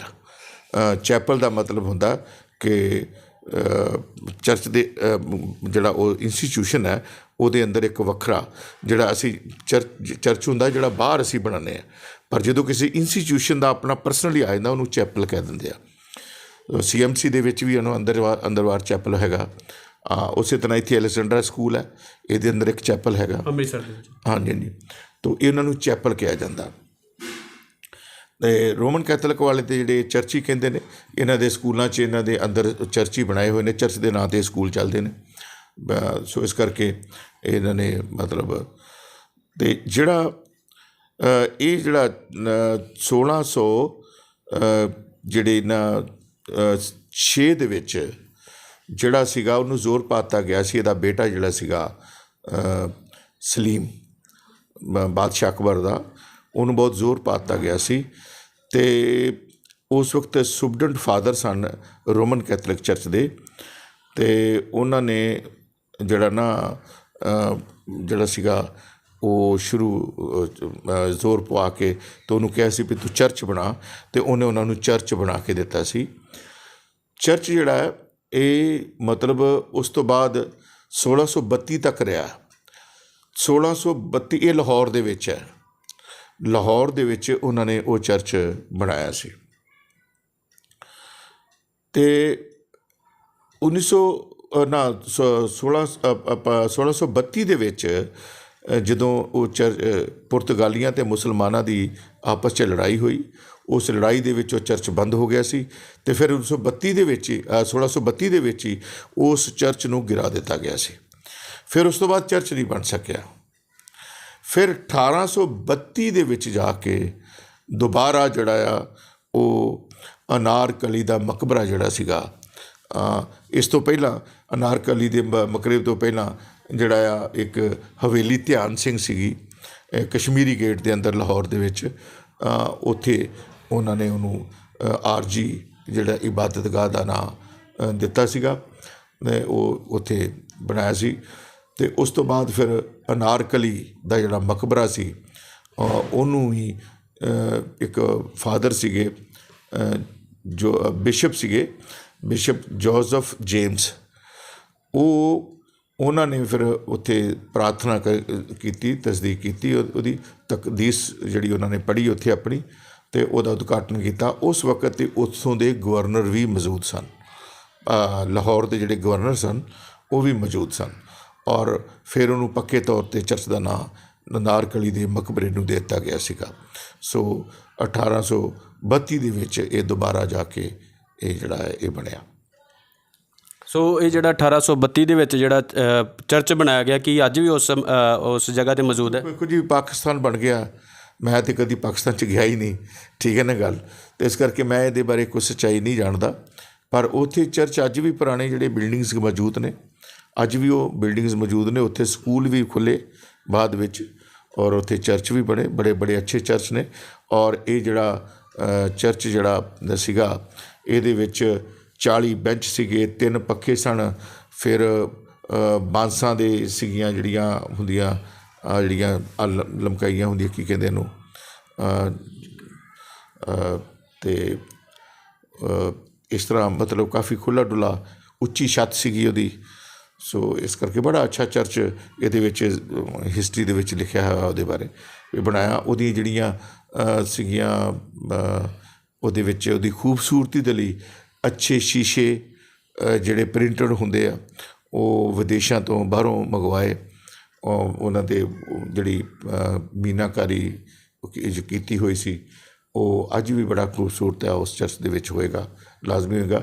ਸਾਡੇ ਇੱਥੇ ਅੰਮ੍ਰਿਤਸਰ ਦੇ ਵਿੱਚ 2 ਚਰਚ ਹੈਗੇ ਨੇ, ਸੇਂਟ ਪੌਲ ਚਰਚ ਔਰ ਤੁਸੀਂ ਰਾਮਬਾਗ ਚਰਚ ਜਾਓ ਅਤੇ ਉਹਦੇ ਅੰਦਰ ਤੁਸੀਂ ਸਾਹਮਣੇ ਜਦੋਂ ਦੇਖਦੇ ਆ ਨਾ ਪੁਲਪੁਟ ਦੇ ਅਤੇ ਅੱਗੇ ਸਾਹਮਣੇ ਇੱਕ ਸ਼ੀਸ਼ੇ ਦੇ ਵਿੱਚ ਤਸਵੀਰਾਂ ਨਜ਼ਰ ਆਉਣਗੀਆਂ ਤੁਹਾਨੂੰ। ਉਹ ਬੜੇ ਮਹਿੰਗੀ ਕਿਸਮ ਦੇ ਸ਼ੀਸ਼ੇ ਨੇ, ਇਹ ਵਿਦੇਸ਼ਾਂ ਤੋਂ ਮਿਸ਼ਨਰੀਆਂ ਨੇ ਲਿਆ ਕੇ ਲਗਵਾਏ ਹੋਏ ਨੇ। ਇਸੇ ਤਰ੍ਹਾਂ ਦੇ ਸ਼ੀਸ਼ੇ ਉੱਥੇ ਲਗਾਏ ਗਏ ਸਨ। ਹਾਂਜੀ ਜੀ, ਅਤੇ ਉਹ ਚਰਚ ਉੱਥੇ ਬਣੇ ਸਨ। ਹਾਂਜੀ, ਅਤੇ ਜੇ ਤੁਸੀਂ ਇਹ ਕਹੋ ਵੀ ਜੇ ਕ੍ਰਿਸਚੈਨਿਟੀ ਪੰਜਾਬ 'ਚ ਕਦੋਂ ਆਈ, ਪੰਜਾਬ 'ਚ ਅਤੇ ਤੁਹਾਨੂੰ ਦੱਸ ਹੀ ਦਿੱਤਾ ਵੀ ਪਹਿਲਾ ਚਰਚ ਜਿਹੜਾ ਬਾਦਸ਼ਾਹ ਅਕਬਰ ਦੇ ਸਮੇਂ ਬਣਿਆ। ਬਾਦਸ਼ਾਹ ਅਕਬਰ ਵੀ ਪ੍ਰਭੂ ਯੀਸ਼ੂ ਮਸੀਹ 'ਚ ਆ ਗਿਆ ਸੀ ਔਰ ਬਾਅਦ 'ਚ 3 ਰਾਜਾ ਹੋਰ ਉਹਨਾਂ ਨੇ ਵੀ ਬਪਤਿਸਮਾ ਲਿਆ, ਪ੍ਰਭੂ ਯੀਸ਼ੂ ਮਸੀਹ 'ਚ ਆਏ, ਮੁਸਲਮਾਨ ਬਾਦਸ਼ਾਹ ਜਿਹੜੇ ਸਨ। ਔਰ ਜੇ ਤੁਸੀਂ ਕਹੋ ਵੀ ਕ੍ਰਿਸਚੈਨਿਟੀ ਇੰਡੀਆ 'ਚ ਆਈ ਹੀ ਕਦੋਂ, ਅਤੇ ਆਮ ਤੌਰ 'ਤੇ ਜਿਹੜੇ ਸਾਊਥ ਇੰਡੀਆ ਉਹ ਸਾਊਥ ਇੰਡੀਅਨ ਹਿਸਟਰੀ ਜਿਹੜੀ ਹੈ ਨਾ ਉਹ ਤਾਂ ਦੱਸਦੀ ਆ 52 ਸਨ ਦੇ ਵਿੱਚ ਸੇਂਟ ਥੋਮਸ ਉੱਥੇ ਆ ਗਿਆ ਔਰ ਉੱਥੇ 7 ਚਰਚ ਆਣ ਕੇ ਉਹਨੇ ਇਸਟੈਬਲਿਸ਼ ਕੀਤੇ। ਪਰ ਸਹੀ ਜਿਹੜੀ ਮੇਨ ਹਿਸਟਰੀ ਹੈ ਉਹਦੇ ਵੱਲ ਕੋਈ ਬੰਦਾ ਧਿਆਨ ਨਹੀਂ ਦਿੰਦਾ। ਅੱਜ ਉਹ ਈਸਾ ਜਿਹੜਾ ਨਾ ਪਾਕਿਸਤਾਨ ਦੇ ਵਿੱਚ ਚਲਾ ਗਿਆ। ਰਾਵਲਪਿੰਡੀ ਤੋਂ 20 ਕਿਲੋਮੀਟਰ ਟਕਸਲਾ ਜਗ੍ਹਾ ਹੈ, ਉੱਥੇ 43 ਦੇ ਵਿੱਚ ਹੀ ਸੇਂਟ ਥੋਮਸ ਆ ਗਏ ਸਨ। 43 ਦੇ ਵਿੱਚ ਉਹਨਾਂ ਨੇ ਉੱਥੇ ਕੰਮ ਕਰਨਾ ਸ਼ੁਰੂ ਕੀਤਾ ਸੀ ਔਰ ਉਹ ਜ਼ਮੀਨੀ ਰਸਤੇ ਥਾਣੀ ਆਏ ਸਨ, ਉਹਨਾਂ ਕੇ ਸਮੁੰਦਰੀ ਰਸਤੇ ਥਾਣੀ। ਔਰ ਉਹ ਜ਼ਮੀਨੀ ਰਸਤੇ ਥਾਣੀ ਘੋੜੇ 'ਤੇ ਹੋ ਸਕਦਾ ਹੈ, ਗਧੇ 'ਤੇ ਹੋ ਸਕਦਾ, ਸਵਾਰੀ ਕਰਕੇ ਆਏ ਹੋਣ, ਮਤਲਬ ਇਸ ਤਰ੍ਹਾਂ ਦੀ ਕੋਈ ਸਵਾਰੀ ਕਰਕੇ ਆਏ ਹੋ ਸਕਦੇ ਨੇ। ਅਤੇ ਉਹ ਕੋਈ ਪੈਸਾ ਧੇਲਾ ਨਹੀਂ ਲੈ ਕੇ ਆਇਆ ਇਹੋ ਜਿਹਾ। ਗਧੇ 'ਤੇ ਜਾਂ ਘੋੜੇ 'ਤੇ ਕਿੰਨਾ ਕੁ ਪੈਸਾ ਆ ਸਕਦਾ। ਹਾਂਜੀ, ਸੋ ਇਸ ਕਰਕੇ ਕੁਝ ਲੋਕ ਕਹਿੰਦੇ ਨੇ ਜੀ ਉਹਨਾਂ ਨੇ ਆਣ ਕੇ ਪੈਸਾ ਦੇ ਕੇ ਧਰਮ ਪਰਿਵਰਤਨ ਕੀਤਾ। ਕ੍ਰਿਸਚੈਨਿਟੀ ਪੈਸੇ ਦੇ ਜ਼ੋਰ ਨਾਲ ਨਹੀਂ ਵਧ ਰਹੀ, ਕ੍ਰਿਸਚੈਨਿਟੀ ਪ੍ਰਚਾਰ ਨਾਲ ਵਧੀ ਹੈ। ਕ੍ਰਿਸਚੈਨਿਟੀ ਜਿਹੜੀ ਹੈ ਪਵਿੱਤਰ ਆਤਮਾ ਦੇ ਦੁਆਰਾ ਵਧੀ ਹੈ, ਆਤਮਾ ਦੇ ਕੰਮ ਹੁੰਦੇ ਨੇ ਉਹਦੇ ਦੁਆਰਾ ਵਧੀ ਹੈ। ਅਤੇ ਦੂਜੀ ਗੱਲ ਇਹ ਕਿ ਆਤਮਾ ਦੇ ਦੁਆਰਾ ਜੀਵਨ ਬਦਲਦੇ ਨੇ। ਜਦੋਂ ਜੀਵਨ ਬਦਲਦੇ ਨੇ ਅਤੇ ਉਹ ਲੋਕਾਂ ਨੂੰ ਵੀ ਬਦਲਣ ਲਈ ਮਜਬੂਰ ਕਰ ਦਿੰਦੇ ਨੇ। ਲੋਕਾਂ ਦੇ ਜੀਵਨਾਂ ਦੇ ਵਿੱਚ ਜਦੋਂ ਇਲਾਹੀ ਪਿਆਰ ਆ ਜਾਂਦਾ ਹੈ ਔਰ ਇਲਾਹੀ ਸ਼ਾਂਤੀ ਹੁੰਦੀ ਹੈ ਅਤੇ ਫਿਰ ਉਹ ਦੂਜਿਆਂ ਨੂੰ ਅਟਰੈਕਟ ਕਰਦੀ ਹੈ। ਸੋ ਜਿਹੜਾ ਸਾਡੇ 'ਚ ਪਿਆਰ ਹੈ, ਅਸੀਂ ਪਿਆਰ ਕਰਦੇ ਹਾਂ, ਹਰ ਇੱਕ ਨੂੰ ਪਿਆਰ ਕਰਦੇ ਹਾਂ। ਸਾਡੇ ਵਿੱਚ ਇਹ ਨਹੀਂ ਹੈ ਕਿ ਅਸੀਂ ਹਥਿਆਰ ਚੁੱਕ ਲਈਏ। ਮੈਂ ਦੱਸਦਾ, ਕਈ ਵਾਰੀ ਮੇਰੇ ਬੱਚੇ ਕਹਿ ਦਿੰਦੇ ਨੇ ਕਿ ਪਾਪਾ ਤੁਸੀਂ ਲਾਇਸੈਂਸ ਲੈ ਲਓ ਹਥਿਆਰ। ਮੈਂ ਸਾਫ਼ ਕਹਿ ਦਿੰਦਾ ਕਿ ਨਹੀਂ, ਮੈਂ ਲਾਇਸੈਂਸ ਨਹੀਂ ਲੈਣਾ, ਮੈਂ ਖੁਦਾ ਦਾ ਸੇਵਕ ਹਾਂ। ਠੀਕ ਹੈ ਜੀ। ਪਰ ਬਹੁਤ ਸਾਰੇ ਲੋਕ ਦੂਜੇ ਮਜ਼ਹਬਾਂ ਦੇ ਵਿੱਚ ਧਰਮਾਂ ਦੇ ਹੈੱਡ ਕਹਿੰਦੇ ਨੇ ਆਪਣੇ ਘਰਾਂ 'ਚ ਹਥਿਆਰ ਰੱਖੋ। ਹਾਂਜੀ, ਸੋ ਕਈ ਲੋਕ ਹਥਿਆਰਾਂ ਦੀ ਪੂਜਾ ਵੀ ਕਰਦੇ। ਦੇਖੋ, ਇਹ ਜਿਹੜੇ ਜਿਸਮਾਨੀ ਹਥਿਆਰ ਨੇ ਨਾ, ਇਹ ਹਥਿਆਰ ਤਾਂ ਬੰਦੇ ਦਾ ਕਤਲ ਕਰਨ ਲਈ, ਬੰਦੇ ਦਾ ਨੂੰ ਨਾਸ਼ ਕਰਨ ਵਾਸਤੇ ਆ। ਪਰ ਪ੍ਰਭੂ ਯੀਸ਼ੂ ਮਸੀਹ ਆਇਆ ਅਤੇ ਉਹ ਲਿਖਿਆ ਉਹ ਜੀਵਨ ਦੇਣ ਲਈ ਆਇਆ। ਯੀਸ਼ੂ ਮਸੀਹ ਨੇ ਖੁਦ ਕਿਹਾ ਰਸਤਾ, ਸੱਚਾਈ ਅਤੇ ਜੀਵਨ ਮੈਂ ਆ। ਸੋ ਇਹ ਗੱਲਾਂ ਹੈਗੀਆਂ ਨੇ। ਮੈਂ ਜਿਹੜੀ ਗੱਲ ਤੁਸੀਂ ਕਹੀ ਸੀ ਇਤਿਹਾਸ ਦੀ ਗੱਲ, ਉਹ ਮੈਂ ਤੁਹਾਨੂੰ ਦੱਸਦੀ ਕਿ 43 ਦੇ ਵਿੱਚ ਹੀ ਰਾਵਲਪਿੰਡੀ ਦੇ ਲਾਗੇ ਟਕਸਲਾ 'ਚ ਜਿਹੜਾ ਸੀ ਉਹ ਸੇਂਟ ਥੋਮਸ ਜਿਹੜੇ ਪ੍ਰਭੂ ਯੀਸ਼ੂ ਮਸੀਹ ਦੇ ਆਪਣੇ ਚੇਲੇ ਸਨ ਉਹ ਆ ਗਏ ਸਨ। ਅਤੇ ਉਹਨਾਂ ਸਮਿਆਂ 'ਚ ਹੀ ਬਾਕੀ ਚੇਲੇ, ਕੋਈ ਨਿਊਜ਼ੀਲੈਂਡ ਚਲਾ ਗਿਆ, ਕੋਈ ਆਸਟ੍ਰੇਲੀਆ ਚਲਾ ਗਿਆ, ਕੋਈ ਅਮਰੀਕਾ ਚਲਾ ਗਿਆ, ਕੋਈ ਕਿਤੇ ਚਲਾ ਗਿਆ। ਅਤੇ ਇਹ ਅਸਲ 'ਚ ਜਿਹੜੇ ਯਹੂਦੀ ਜਦੋਂ ਇਜ਼ਰਾਈਲ ਡਿਵਾਈਡ ਹੋ ਗਿਆ ਸੀ, ਉਹ ਤਿੱਤਰ ਬਿੱਤਰ ਹੋ ਗਏ ਸਨ ਵੱਖ-ਵੱਖ ਦੇਸ਼ਾਂ 'ਚ। ਉਹਨਾਂ ਦੇ ਕੋਲ ਜਾ ਕੇ ਪ੍ਰਚਾਰ ਕਰਨ ਲਈ ਗਏ ਸਨ। ਅਤੇ ਉਹਨਾਂ ਦੇ ਜਦੋਂ ਦੇਖਿਆ ਵੀ ਇਹ ਤਾਂ ਬਹੁਤ ਅੱਛੀਆਂ ਗੱਲਾਂ ਦੱਸਦੇ ਨੇ ਬਾਈਬਲ ਦੀਆਂ, ਫਿਰ ਦੂਜੇ ਲੋਕਾਂ ਨੇ ਵੀ ਇਸ ਧਰਮ ਨੂੰ ਕਬੂਲ ਕੀਤਾ। ਹਾਂਜੀ, ਸੋ ਇਹ ਮਤਲਬ ਕੋਈ ਧਰਮ ਪਰਿਵਰਤਨ ਜਿਹੜਾ ਉਹ ਜ਼ਬਰਦਸਤੀ ਨਹੀਂ ਹੈ, ਕੋਈ ਧਰਮ ਪਰਿਵਰਤਨ ਜਿਹੜਾ ਪੈਸਾ ਦੇ ਕੇ ਨਹੀਂ ਹੈ। ਜੇ ਕੋਈ ਧਰਮ ਪਰਿਵਰਤਨ ਕਰਦਾ ਤਾਂ ਉਹ ਆਪਣਾ ਆਪ ਕਰਦਾ। ਹਾਂਜੀ, ਜੇ ਔਰ ਹਰ ਇੱਕ ਨੂੰ ਰਾਈਟ ਵੀ ਆਪਣਾ ਧਰਮ ਬਦਲਣ ਦਾ, ਆਪਣਾ ਨਾਮ ਰੱਖਣ ਦਾ ਹਰ ਇੱਕ ਨੂੰ ਰਾਈਟ ਹੈ। ਕੋਈ ਕਿਸੇ 'ਤੇ ਦਬਾਅ ਨਹੀਂ ਪਾ ਸਕਦਾ। ਸੋ ਇਹ ਜਿਹੜਾ ਕਈ ਵਾਰੀ ਦਬਾਅ ਪਾਇਆ ਜਾਂਦਾ ਦੂਜੇ ਲੋਕਾਂ ਦੇ ਉੱਤੇ ਇਹ ਗਲਤ ਹੈ। ਹਾਂਜੀ। ਸੋ ਬਿਸ਼ਪ ਸਾਹਿਬ, ਤੁਸੀਂ ਕਿ ਜਿਵੇਂ ਕਿ ਹੁਣ ਵਿੱਚ ਵਚਨ ਦੀ ਜਿਹੜੀ ਗੱਲ ਕੀਤੀ ਆ, ਔਰ ਬਾਈਬਲ ਦੇ ਵਿੱਚ ਚਮਤਕਾਰਾਂ ਦਾ ਜਿਹੜਾ ਕਿ ਬੜਾ ਜ਼ਿਕਰ ਆ, ਔਰ ਪਿਛਲੇ ਦਿਨਾਂ ਦੇ ਵਿੱਚ ਅਕਾਲ ਤਖਤ ਸਾਹਿਬ ਵਿਖੇ ਜਿਹੜੇ ਕਿ ਬਿਸ਼ਪ ਸਾਹਿਬਾਨ ਜਿਹੜੇ ਪਹੁੰਚੇ ਸੀਗੇ, ਔਰ ਉਹਨਾਂ ਦੇ ਵੱਲੋਂ ਚਮਤਕਾਰਾਂ ਨੂੰ ਇੱਕ ਪਖੰਡਵਾਦ ਕਿਹਾ ਗਿਆ ਸੀਗਾ, ਉਹਦੇ ਸੰਬੰਧ 'ਚ ਕੀ ਕਹਿਣਾ ਚਾਹੁੰਦੇ ਜੀ? ਦੇਖੋ ਜੀ, ਜਿਹੜੇ ਉੱਥੇ ਮਿਸ਼ਨਾਂ ਦੇ ਚਰਚਸ ਦੇ ਹੈੱਡ ਉੱਥੇ ਗਏ ਨੇ, ਮੈਨੂੰ ਲੱਗਦਾ ਵੀ ਉਹ ਨਾਮ ਦੇ ਚਰਚ ਨੇ, ਕਿਉਂਕਿ ਚਰਚ ਦਾ ਮਤਲਬ ਹੈ ਕਲੀਸਿਆ। ਚਰਚ ਦਾ ਮਤਲਬ ਬਿਲਡਿੰਗ ਨਹੀਂ ਹੁੰਦੀ, ਚਰਚ ਦਾ ਮਤਲਬ ਹੈ ਕਲੀਸਿਆ, ਅਤੇ ਉਸ ਕਲੀਸਿਆ ਦੇ ਉਹ ਮੁਖੀ ਸਨ, ਅਤੇ ਮੁਖੀਆਂ ਦਾ ਕੰਮ ਹੈ ਬਾਈਬਲ ਦੀ ਸਿਕਸ਼ਾ ਕਲੀਸਿਆ ਨੂੰ ਦੇਣੀ, ਔਰ ਉਹ ਕਲੀਸਿਆ ਜਿਹੜੀ ਆ, ਉਹ ਝੁੰਡ ਜਿਹੜਾ ਆ, ਉਹ ਉਹਨਾਂ ਲਈ ਇੱਕ ਰੂਹਾਨੀ ਖੁਰਾਕ ਬਣਦੀ ਹੈ। ਮੈਨੂੰ ਲੱਗਦਾ ਕਿ ਉਹ ਆਪਣੇ ਚਰਚਸ ਦੇ ਵਿੱਚ ਖੁਰਾਕ ਵੀ ਨਹੀਂ ਦਿੰਦੇ, ਕਿਉਂਕਿ ਇਹ ਜਿਹੜੀਆਂ ਗੱਲਾਂ ਉਹਨਾਂ ਨੇ ਉੱਥੇ ਜਾ ਕੇ ਕਹੀਆਂ ਨੇ, ਬਈ ਉਹਦੇ ਤੋਂ ਇਸ ਤਰ੍ਹਾਂ ਹੀ ਲੱਗਦਾ ਕਿ ਇਹਨਾਂ ਨੇ ਬਾਈਬਲ ਨਹੀਂ ਪੜ੍ਹੀ ਹੋਈ, ਕਿਉਂਕਿ ਬਾਈਬਲ ਦੇ ਵਿੱਚ ਯਿਸੂ ਮਸੀਹ ਨੇ ਪਤਾ ਨਹੀਂ ਕਿੰਨੇ ਕੁ ਲੋਕਾਂ ਦੇ ਭੂਤਾਂ ਨੂੰ ਕੱਢਿਆ। ਹਾਂਜੀ, ਬਾਈਬਲ ਦੇ ਵਿੱਚ ਪਤਾ ਨਹੀਂ ਕਿੰਨੇ ਕੁ ਲੋਕ ਨੇ, ਇੰਨੇ ਕੁ ਮੌਜੂਦ ਨੇ। ਜੋ ਯਹੂਨਾ ਦੀ ਅੰਜੀਲ 'ਚ ਲਿਖਿਆ ਹੋਇਆ 14:12 ਦੇ ਵਿੱਚ ਹੈ ਕਿ ਮਤਲਬ ਉਹਨੇ ਬਹੁਤ ਵੱਡੇ ਵੱਡੇ ਕੰਮ ਕੀਤੇ। ਫਿਰ ਤੁਸੀਂ 20 ਚੈਪਟਰ 'ਚ ਲਿਖਿਆ, ਉਹਦੇ 'ਚ ਲਿਖਿਆ ਵੀ ਤੁਸੀਂ ਮੇਰੇ ਤੋਂ ਵੀ ਵੱਡੇ ਵੱਡੇ ਕੰਮ ਕਰੋਗੇ। ਫਿਰ ਤੁਸੀਂ 20 ਚੈਪਟਰ ਯਹੂਨਾ ਦੀ ਅੰਜੀਲ 'ਚ ਲਿਖਿਆ ਕਿ ਉਸਨੇ ਹੋਰ ਵੀ ਬਹੁਤ ਵੱਡੇ ਵੱਡੇ ਕੰਮ ਕੀਤੇ।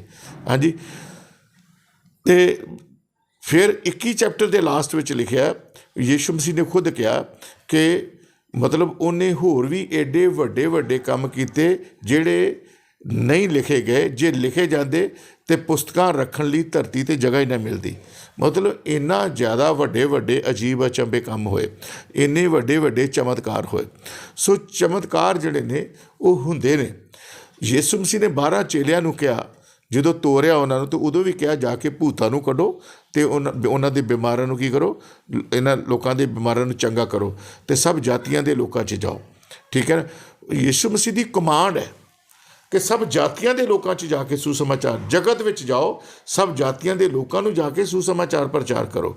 ਪਰ ਇਹ ਜਿਹੜੇ ਲੋਕ ਨੇ, ਇਹ ਪ੍ਰਭੂ ਦਾ ਉਹ ਜਿਹੜਾ ਹੁਕਮ ਹੈ, ਜਿਹੜਾ ਮੇਨ ਕਮਾਂਡ ਹੈ, ਇਹਨੂੰ ਕਹਿੰਦੇ ਨੇ ਪਰਮੇਸ਼ਵਰ ਦੀ ਮਹਾਨ ਆਗਿਆ। ਹਾਂਜੀ, ਗ੍ਰੇਟ ਕਮਿਸ਼ਨ ਕਹਿੰਦੇ ਨੇ। ਉਸ ਗ੍ਰੇਟ ਕਮਿਸ਼ਨ ਵਾਲੀ ਗੱਲ ਇਹਨਾਂ 'ਚ ਪਾਈ ਨਹੀਂ ਜਾਂਦੀ। ਇਹ ਆਪਣੇ ਉਸ ਚਾਰ ਦੀਵਾਰੀ ਦੇ ਅੰਦਰੋਂ ਬਾਹਰ ਨਹੀਂ ਨਿਕਲਦੇ, ਪਰ ਅਸੀਂ ਨਿਕਲਦੇ ਹਾਂ, ਅਸੀਂ ਪ੍ਰਚਾਰ ਕਰਦੇ ਹਾਂ, ਅਸੀਂ ਦੱਸਦੇ ਹਾਂ। ਦੇਖੋ, ਜੇ ਕੋਈ ਸੁਣਦਾ ਤਾਂ ਅਸੀਂ ਉਹਨੂੰ ਜ਼ਰੂਰ ਦੱਸਾਂਗੇ, ਜੇ ਕੋਈ ਸੁਣੇਗਾ ਤਾਂ ਦੱਸਾਂਗੇ, ਜੇ ਨਹੀਂ ਕੋਈ ਸੁਣਦਾ ਤਾਂ ਅਸੀਂ ਕਿਉਂ ਦੱਸਾਂਗੇ। ਠੀਕ ਹੈ ਨਾ। ਅਸੀਂ ਪ੍ਰਚਾਰ ਕਰਦੇ ਹਾਂ, ਅਸੀਂ ਕਰਦੇ ਹਾਂ ਔਰ ਕਰਦੇ ਰਹਾਂਗੇ, ਪਰ ਉਹ ਪ੍ਰਚਾਰ ਹੀ ਨਹੀਂ ਕਰਦੇ। ਇਹਦਾ ਮਤਲਬ ਉਹ ਯਿਸੂ ਮਸੀਹ ਦੇ ਹੁਕਮਾਂ ਨੂੰ ਨਹੀਂ ਮੰਨਦੇ। ਦੂਜੀ ਗੱਲ, ਮੱਤੀ ਦੀ ਅੰਜੀਲ ਦੇ ਵਿੱਚ ਲਾਸਟ ਚੈਪਟਰ 'ਚ ਇਹ ਗ੍ਰੇਟ ਕਮਿਸ਼ਨ ਹੈ। ਹਾਂਜੀ, ਉੱਥੇ ਲਿਖਿਆ, ਤੁਸੀਂ ਸਾਰੇ ਜਗਤ ਜਾਓ, ਸਭ ਜਾਤੀਆਂ ਦੇ ਲੋਕਾਂ ਨੂੰ ਸੁਸਮਾਚਾਰ ਪ੍ਰਚਾਰ ਕਰੋ, ਉਹਨਾਂ ਨੂੰ ਚੇਲੇ ਬਣਾਓ ਅਤੇ ਉਹਨਾਂ ਨੂੰ ਪਿਤਾ, ਪੁੱਤਰ ਅਤੇ ਪਵਿੱਤਰ ਆਤਮਾ ਦੇ ਨਾਂ 'ਚ ਬਪਤਿਸਮਾ ਦਿਓ। ਫਿਰ ਤੁਸੀਂ ਮਰਕਸ ਦੀ ਅੰਜੀਲ 'ਚ ਦੇਖੋ, ਉਹੀ ਸੀਨ ਹੈ। ਉੱਥੇ ਲਿਖਿਆ, ਪਰ ਪੂਰੇ ਜਗਤ ਵਿੱਚ ਜਿਹੜਾ ਨਾ, ਸਭ ਜਾਤੀਆਂ 'ਚ, ਸਭ ਪੂਰੇ ਜਗਤ ਦੇ ਵਿੱਚ ਸੁਸਮਾਚਾਰ ਪ੍ਰਚਾਰ ਕੀਤਾ ਜਾਊਗਾ। ਉੱਥੇ ਲਿਖਿਆ ਹੈ ਕਿ ਜਿਹੜੇ ਵਿਸ਼ਵਾਸ ਕਰਨ, जो विश्वास करें और बपतिस्मा लें उनका उद्धार होगा। ਜਿਹੜੇ ਪੰਜਾਬੀ 'ਚ ਲਿਖਿਆ, ਜਿਹੜੇ ਵਿਸ਼ਵਾਸ ਕਰਨ ਅਤੇ ਬਪਤਿਸਮਾ ਲੈਣ ਉਹ ਬਚਾਏ ਜਾਣਗੇ। ਫਿਰ ਅੱਗੇ ਲਿਖਿਆ, ਜਿਹੜੇ ਵਿਸ਼ਵਾਸ ਨਹੀਂ ਕਰਨਗੇ ਉਹ ਦੋਸ਼ੀ ਠਹਿਰਾਏ ਜਾਣਗੇ। ਅਗਲੀ ਗੱਲ ਲਿਖੀ ਆ ਕਿ ਵਿਸ਼ਵਾਸ ਕਰਨ ਵਾਲਿਆਂ 'ਚ ਇਹ ਚਿੰਨ੍ਹ ਹੋਣਗੇ ਕਿ ਉਹ ਭੂਤਾਂ ਨੂੰ ਕੱਢਣਗੇ, ਉਹ ਬਿਮਾਰਾਂ 'ਤੇ ਹੱਥ ਰੱਖਣਗੇ, ਉਹ ਚੰਗੇ ਹੋ ਜਾਣਗੇ, ਉਹ ਗੈਰ ਜ਼ੁਬਾਨੀ ਵੀ ਬੋਲਣਗੇ। ਹਾਂਜੀ, ਉਹ ਜ਼ਹਿਰੀਲੀ ਵਸਤੂ ਕੋਈ ਚੀਜ਼ ਵੀ ਪੀ ਲੈਣ 'ਤੇ ਉਹਨਾਂ ਦਾ ਕੁਝ ਵੀ ਨਹੀਂ ਵਿਚਲੇਗਾ। ਇਸ ਤਰ੍ਹਾਂ ਇਹ 5 ਨਿਸ਼ਾਨੀਆਂ ਦੱਸੀਆਂ ਨੇ।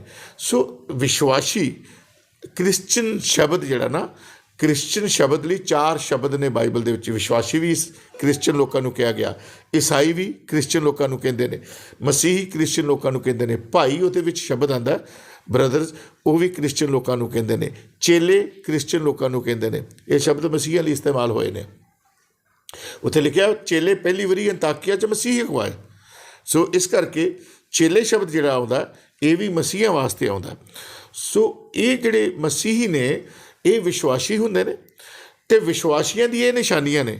ਤੇ ਜੇ ਇਹਨਾਂ ਦੇ ਕੰਮ ਹੀ ਨਹੀਂ ਹੁੰਦੇ, ਇਹਨਾਂ ਦੇ ਕੋਲ, ਇਹਨਾਂ ਦੇ ਚਰਚਸ ਦੇ ਵਿੱਚ ਚਮਤਕਾਰ ਨਹੀਂ ਹੁੰਦੇ, ਜੇ ਇਹਨਾਂ ਦੇ ਗਿਰਜਿਆਂ 'ਚ ਬਿਮਾਰ ਚੰਗੇ ਨਹੀਂ ਹੁੰਦੇ, ਜੇ ਇਹਨਾਂ ਦੇ ਗਿਰਜਿਆਂ 'ਚ ਭੂਤ ਪ੍ਰੇਤ ਨਹੀਂ ਨਿਕਲਦੇ, ਤੇ ਇਹਦਾ ਮਤਲਬ ਇਹ ਵਿਸ਼ਵਾਸੀ ਨਹੀਂ ਹੈਗੇ। ਸੋ ਇਸ ਕਰਕੇ ਪ੍ਰਭੂ ਦੇ ਵਚਨ ਦੇ ਅਨੁਸਾਰ ਇਹ ਚਰਚ ਨਹੀਂ ਹੈ। ਮੈਂ ਇਹ ਚਰਚ ਨਹੀਂ ਮੰਨਦਾ। ਜਿਹੜੇ ਖੁਦ ਮਤਲਬ ਵਚਨ 'ਤੇ ਵਿਸ਼ਵਾਸ ਨਹੀਂ ਕਰਦੇ, ਫਿਰ ਆਪਾਂ ਉਹਨੂੰ ਚਰਚ ਕਿਵੇਂ ਕਵਾਂਗੇ? ਹਾਂ, ਇਹ ਸਾਡੇ ਭਰਾ ਨੇ, ਆਪਣੇ ਆਪ ਨੂੰ ਕ੍ਰਿਸਚਨ ਕਹਿੰਦੇ, ਇਸ ਕਰਕੇ ਇਸ ਨੂੰ ਆਪਾਂ ਆਪਣੇ ਭਰਾ ਕਹਿੰਦੇ ਆ, ਪਰ ਇਹਨਾਂ ਨੇ ਭਰਾਵਾਂ ਵਾਲੀ ਗੱਲ ਨਹੀਂ ਕੀਤੀ। ਠੀਕ ਹੈ, ਇਹਨਾਂ ਨੇ ਭਰਾਵਾਂ ਵਾਲੀ ਗੱਲ ਨਹੀਂ। ਹੁਣ ਇਹ ਮਾਫੀਆਂ ਮੰਗਦੇ ਫਿਰਦੇ ਨੇ। ਹੁਣ ਉੱਥੇ ਲੁਧਿਆਣੇ 'ਚ ਮੀਟਿੰਗ ਹੋਈ, ਇਹਨਾਂ ਸਾਰੇ ਚਰਚਸ ਦੇ ਇਹੋ ਬਿਸ਼ਪ ਜਿਹੜੇ ਨੇ ਉੱਥੇ ਮਾਫੀ ਮੰਗ ਕੇ ਆਏ ਕਿ ਅਸੀਂ ਅਕਾਲ ਤਖਤ 'ਤੇ ਜੋ ਬਿਆਨ ਦੇ ਆਏ ਹਾਂ, ਸਾਡੇ ਕੋਲ ਗਲਤੀ ਹੋ ਗਈ, ਸਾਨੂੰ ਮਾਫੀ ਦੇ ਦਿਓ। ਇਹਨਾਂ ਨੇ ਉੱਥੇ ਬਿਆਨ ਕੀਤਾ। ਹਾਂਜੀ, ਸੋ ਇਸ ਕਰਕੇ ਇਹ ਮਤਲਬ ਇਹ ਇਹਨਾਂ ਦਾ ਕੋਈ ਦੀਨ ਈਮਾਨ ਨਹੀਂ ਹੈਗਾ। ਦੀਨ ਈਮਾਨ ਜਿਹੜਾ ਵਚਨ ਦੇ ਮੁਤਾਬਕ ਬਣਦਾ ਹੈ। ਵਚਨ ਨਾ ਤਾਂ ਇਹ ਮੰਨ ਰਹੇ ਨੇ, ਨਾ ਉਹਦੇ ਮੁਤਾਬਕ ਚੱਲ ਰਹੇ ਨੇ।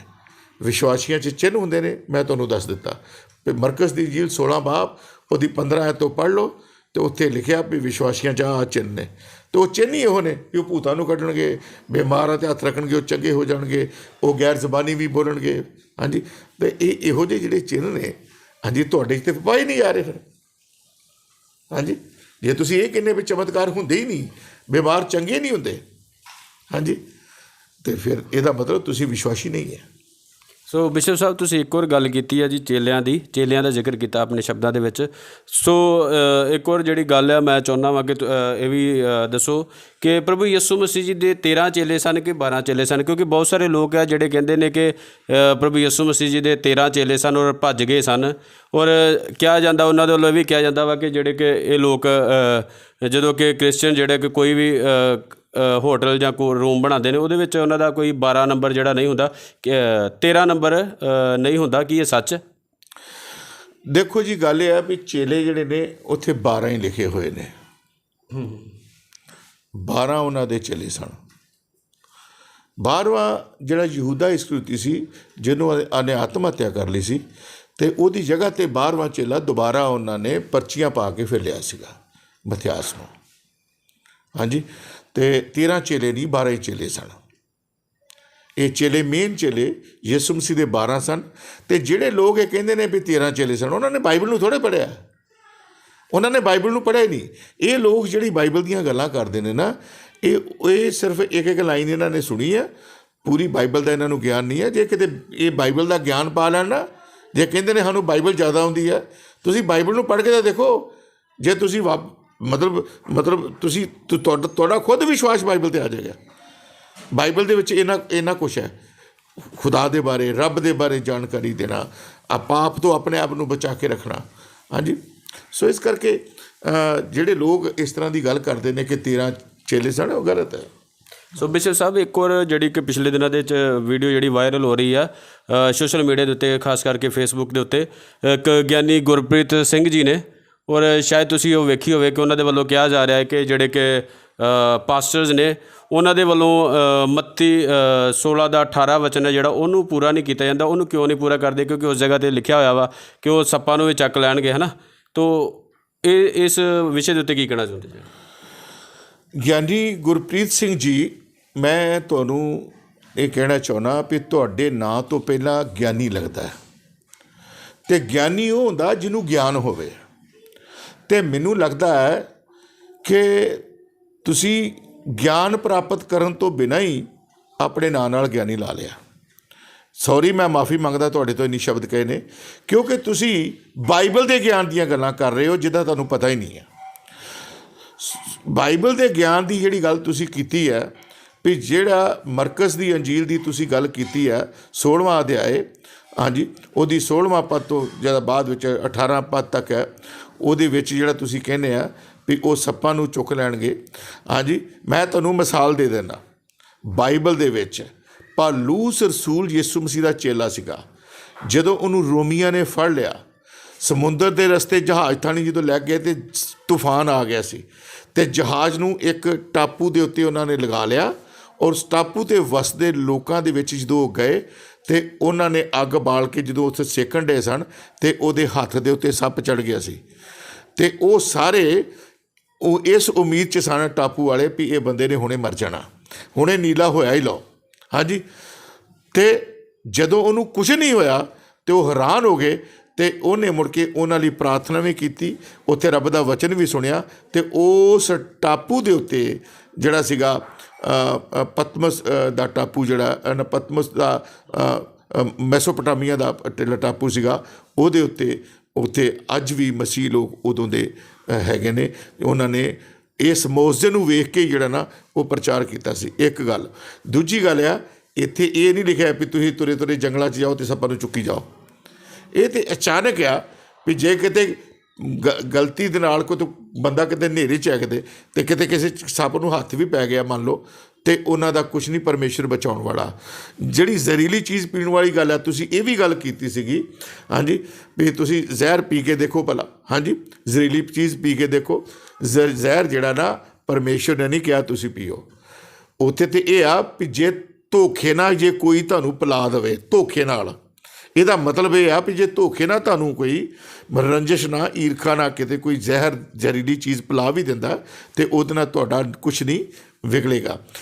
ਸਾਧੂ ਸੁੰਦਰ ਸਿੰਘ ਸਾਡੇ ਪੰਜਾਬ ਦੇ ਸਨ, ਪ੍ਰਭੂ ਯੀਸ਼ੂ ਮਸੀਹ 'ਚ ਆਏ। ਉਹਨਾਂ ਦੇ ਪਿਤਾ ਨੇ ਉਹਨਾਂ ਨੂੰ ਖਾਣੇ 'ਚ ਜ਼ਹਿਰ ਦੇ ਦਿੱਤਾ ਸੀ ਕਿ ਮੁੰਡਾ ਮੇਰਾ ਮਸੀਹ ਬਣ ਗਿਆ। ਹਾਂਜੀ, ਅਤੇ ਪ੍ਰਭੂ ਨੇ ਉਹਨੂੰ ਬਚਾਇਆ, ਉਸ ਜ਼ਹਿਰ ਦਾ ਅਸਰ ਹੋਣ ਤੋਂ ਬਚਾ ਲਿਆ ਸੀ, ਉਸਨੂੰ ਉਹਦੀ ਮੌਤ ਹੋਣ ਤੋਂ ਬਚਾ ਲਿਆ ਸੀ। ਇਸ ਕਰਕੇ ਗਲਤ ਇੰਟਰਪ੍ਰੇਟ ਨਾ ਕਰੋ ਬਾਈਬਲ ਨੂੰ। ਤੁਸੀਂ ਬਾਈਬਲ ਨਹੀਂ ਪੜ੍ਹੀ, ਬਾਈਬਲ ਨੂੰ ਚੰਗੀ ਤਰ੍ਹਾਂ ਪੜ੍ਹ ਲਓ। ਮੈਨੂੰ ਲੱਗਦਾ ਜੇ ਤੁਸੀਂ ਚੰਗੀ ਤਰ੍ਹਾਂ ਪੜ੍ਹ ਲਓਗੇ ਨਾ, ਤੁਸੀਂ ਪ੍ਰਚਾਰ ਹੀ ਬਾਈਬਲ ਦਾ ਮੁੜ ਕੇ ਕਰੋਗੇ। ਹਾਂਜੀ, ਇਸ ਕਰਕੇ ਫਿਰ ਅੱਛਾ ਲੱਗੇਗਾ ਕਿ ਤੁਹਾਡੇ ਨਾਂ ਨਾਲ ਗਿਆਨੀ ਲੱਗਦਾ, ਤੁਸੀਂ ਸੁਲਝੇ ਹੋਏ ਬੰਦੇ ਹੋ, ਤੁਹਾਡੀ ਜ਼ੁਬਾਨ ਭਾਸ਼ਾ ਬਹੁਤ ਮਿੱਠੀ ਹੈ, ਔਰ ਤੁਹਾਡੀ ਅੱਛੀ ਜ਼ੁਬਾਨ ਦੇ ਵਿੱਚੋਂ ਇਸ ਤਰ੍ਹਾਂ ਇੱਕ ਧਰਮ ਸ਼ਾਸਤਰ ਦੇ ਖਿਲਾਫ, ਜਿਸ ਧਰਮ ਸ਼ਾਸਤਰ ਨੂੰ ਦੁਨੀਆ ਦੇ ਬਹੁਤ ਜ਼ਿਆਦਾ ਲੋਕ 33% ਲੋਕ ਪੜ੍ਹਦੇ ਨੇ, ਹਾਂਜੀ, ਔਰ ਉਹਨੂੰ ਮੰਨਦੇ ਨੇ, ਔਰ ਦੁਨੀਆ ਦੀਆਂ ਬਹੁਤ ਜ਼ਿਆਦਾ ਭਾਸ਼ਾਵਾਂ, ਸਭ ਤੋਂ ਜ਼ਿਆਦਾ ਭਾਸ਼ਾਵਾਂ ਦੇ ਵਿੱਚ ਜਿਹੜੀ ਪੜ੍ਹੀ ਛਪਣ ਵਾਲੀ, ਲਿਖੀ ਜਾਣ ਵਾਲੀ ਕਿਤਾਬ ਜਿਹੜੀ ਉਹ ਬਾਈਬਲ ਹੈ, ਅਤੇ ਤੁਸੀਂ ਉਹਨੂੰ ਤੁਸੀਂ ਮਜ਼ਾਕ ਉਡਾ ਰਹੇ ਹੋ। ਹਾਂਜੀ, ਇਹ ਚੰਗੀ ਗੱਲ ਨਹੀਂ ਹੈ। ਸੋ ਬਿਸ਼ਪ ਸਾਹਿਬ, ਜਿਵੇਂ ਕਿ ਹੁਣ ਵੇਖੀਏ ਕਿ ਪਿਛਲੇ ਦਿਨਾਂ ਦੇ ਵਿੱਚ ਬਹੁਤ ਦੇਰ ਤੋਂ ਹੀ ਆ ਕਿ ਇੱਕ ਅੰਮ੍ਰਿਤਪਾਲ ਸਿੰਘ ਜੀ ਵੱਲੋਂ ਜਿਹੜੇ ਕਿ ਬੜੇ ਹੀ ਖੌਫਨਾਕ ਬਿਆਨ ਜਿਹੜੇ ਕਿ ਬਾਰ-ਬਾਰ ਦਿੱਤੇ ਜਾ ਰਹੇ ਨੇ ਮਸੀਹਾਂ ਦੇ ਪ੍ਰਤੀ, ਔਰ ਥੋੜ੍ਹੇ ਦਿਨ ਪਹਿਲਾਂ ਹੀ ਜਿਹੜੀ ਕਿ ਜਿਹੜਾ ਉਹਨਾਂ ਵੱਲੋਂ ਬਿਆਨ ਦਿੱਤਾ ਗਿਆ ਕਿ ਪ੍ਰਭੂ ਯਿਸੂ ਮਸੀਹ ਕਿ ਆਪਣੇ ਆਪ ਨੂੰ ਬਚਾ ਨਹੀਂ ਸਕੇ ਔਰ ਤੁਹਾਨੂੰ ਕੀ ਬਚਾਉਣਗੇ। ਉਸ ਸੰਬੰਧ ਵਿੱਚ ਕੀ ਕਹਿਣਾ ਚਾਹੁੰਦੇ ਜੀ, ਜਿਹੜੇ ਕਿ ਉਹਨਾਂ ਵੱਲੋਂ ਬਿਆਨ ਦਿੱਤੇ ਜਾਂਦੇ ਬਾਰ-ਬਾਰ?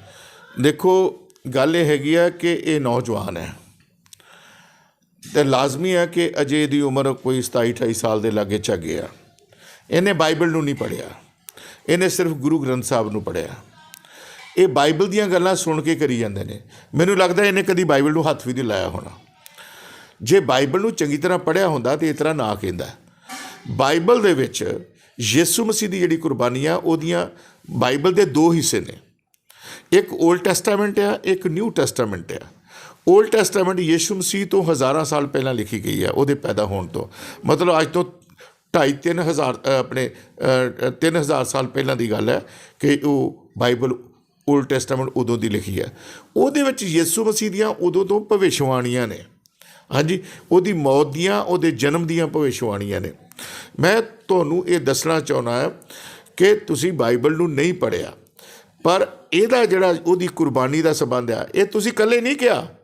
ਜਿਹੜੀ ਤੁਸੀਂ ਗੱਲ ਕਹੀ ਹੈ ਨਾ ਵੀ ਉਹ ਆਪਣੇ ਆਪ ਨੂੰ ਨਹੀਂ ਬਚਾ ਸਕਿਆ, ਉੱਥੇ ਵੀ ਜਿਨ੍ਹਾਂ ਨੇ ਸਲੀਬ 'ਤੇ ਚਾੜ੍ਹਿਆ ਸੀ ਨਾ ਰੋਮੀਆਂ ਨੇ, ਅਤੇ ਉਹ ਉੱਥੋਂ ਥੱਲਿਓਂ ਕਹਿਣ ਡੇ ਸਨ ਇਹ ਆਪਣੇ ਆਪ ਨੂੰ ਪਰਮੇਸ਼ਰ ਦਾ ਪੁੱਤਰ ਕਹਿੰਦਾ, ਇਹ ਆਪਣੇ ਆਪ ਨੂੰ ਵੀ ਬਚਾ ਲਏ।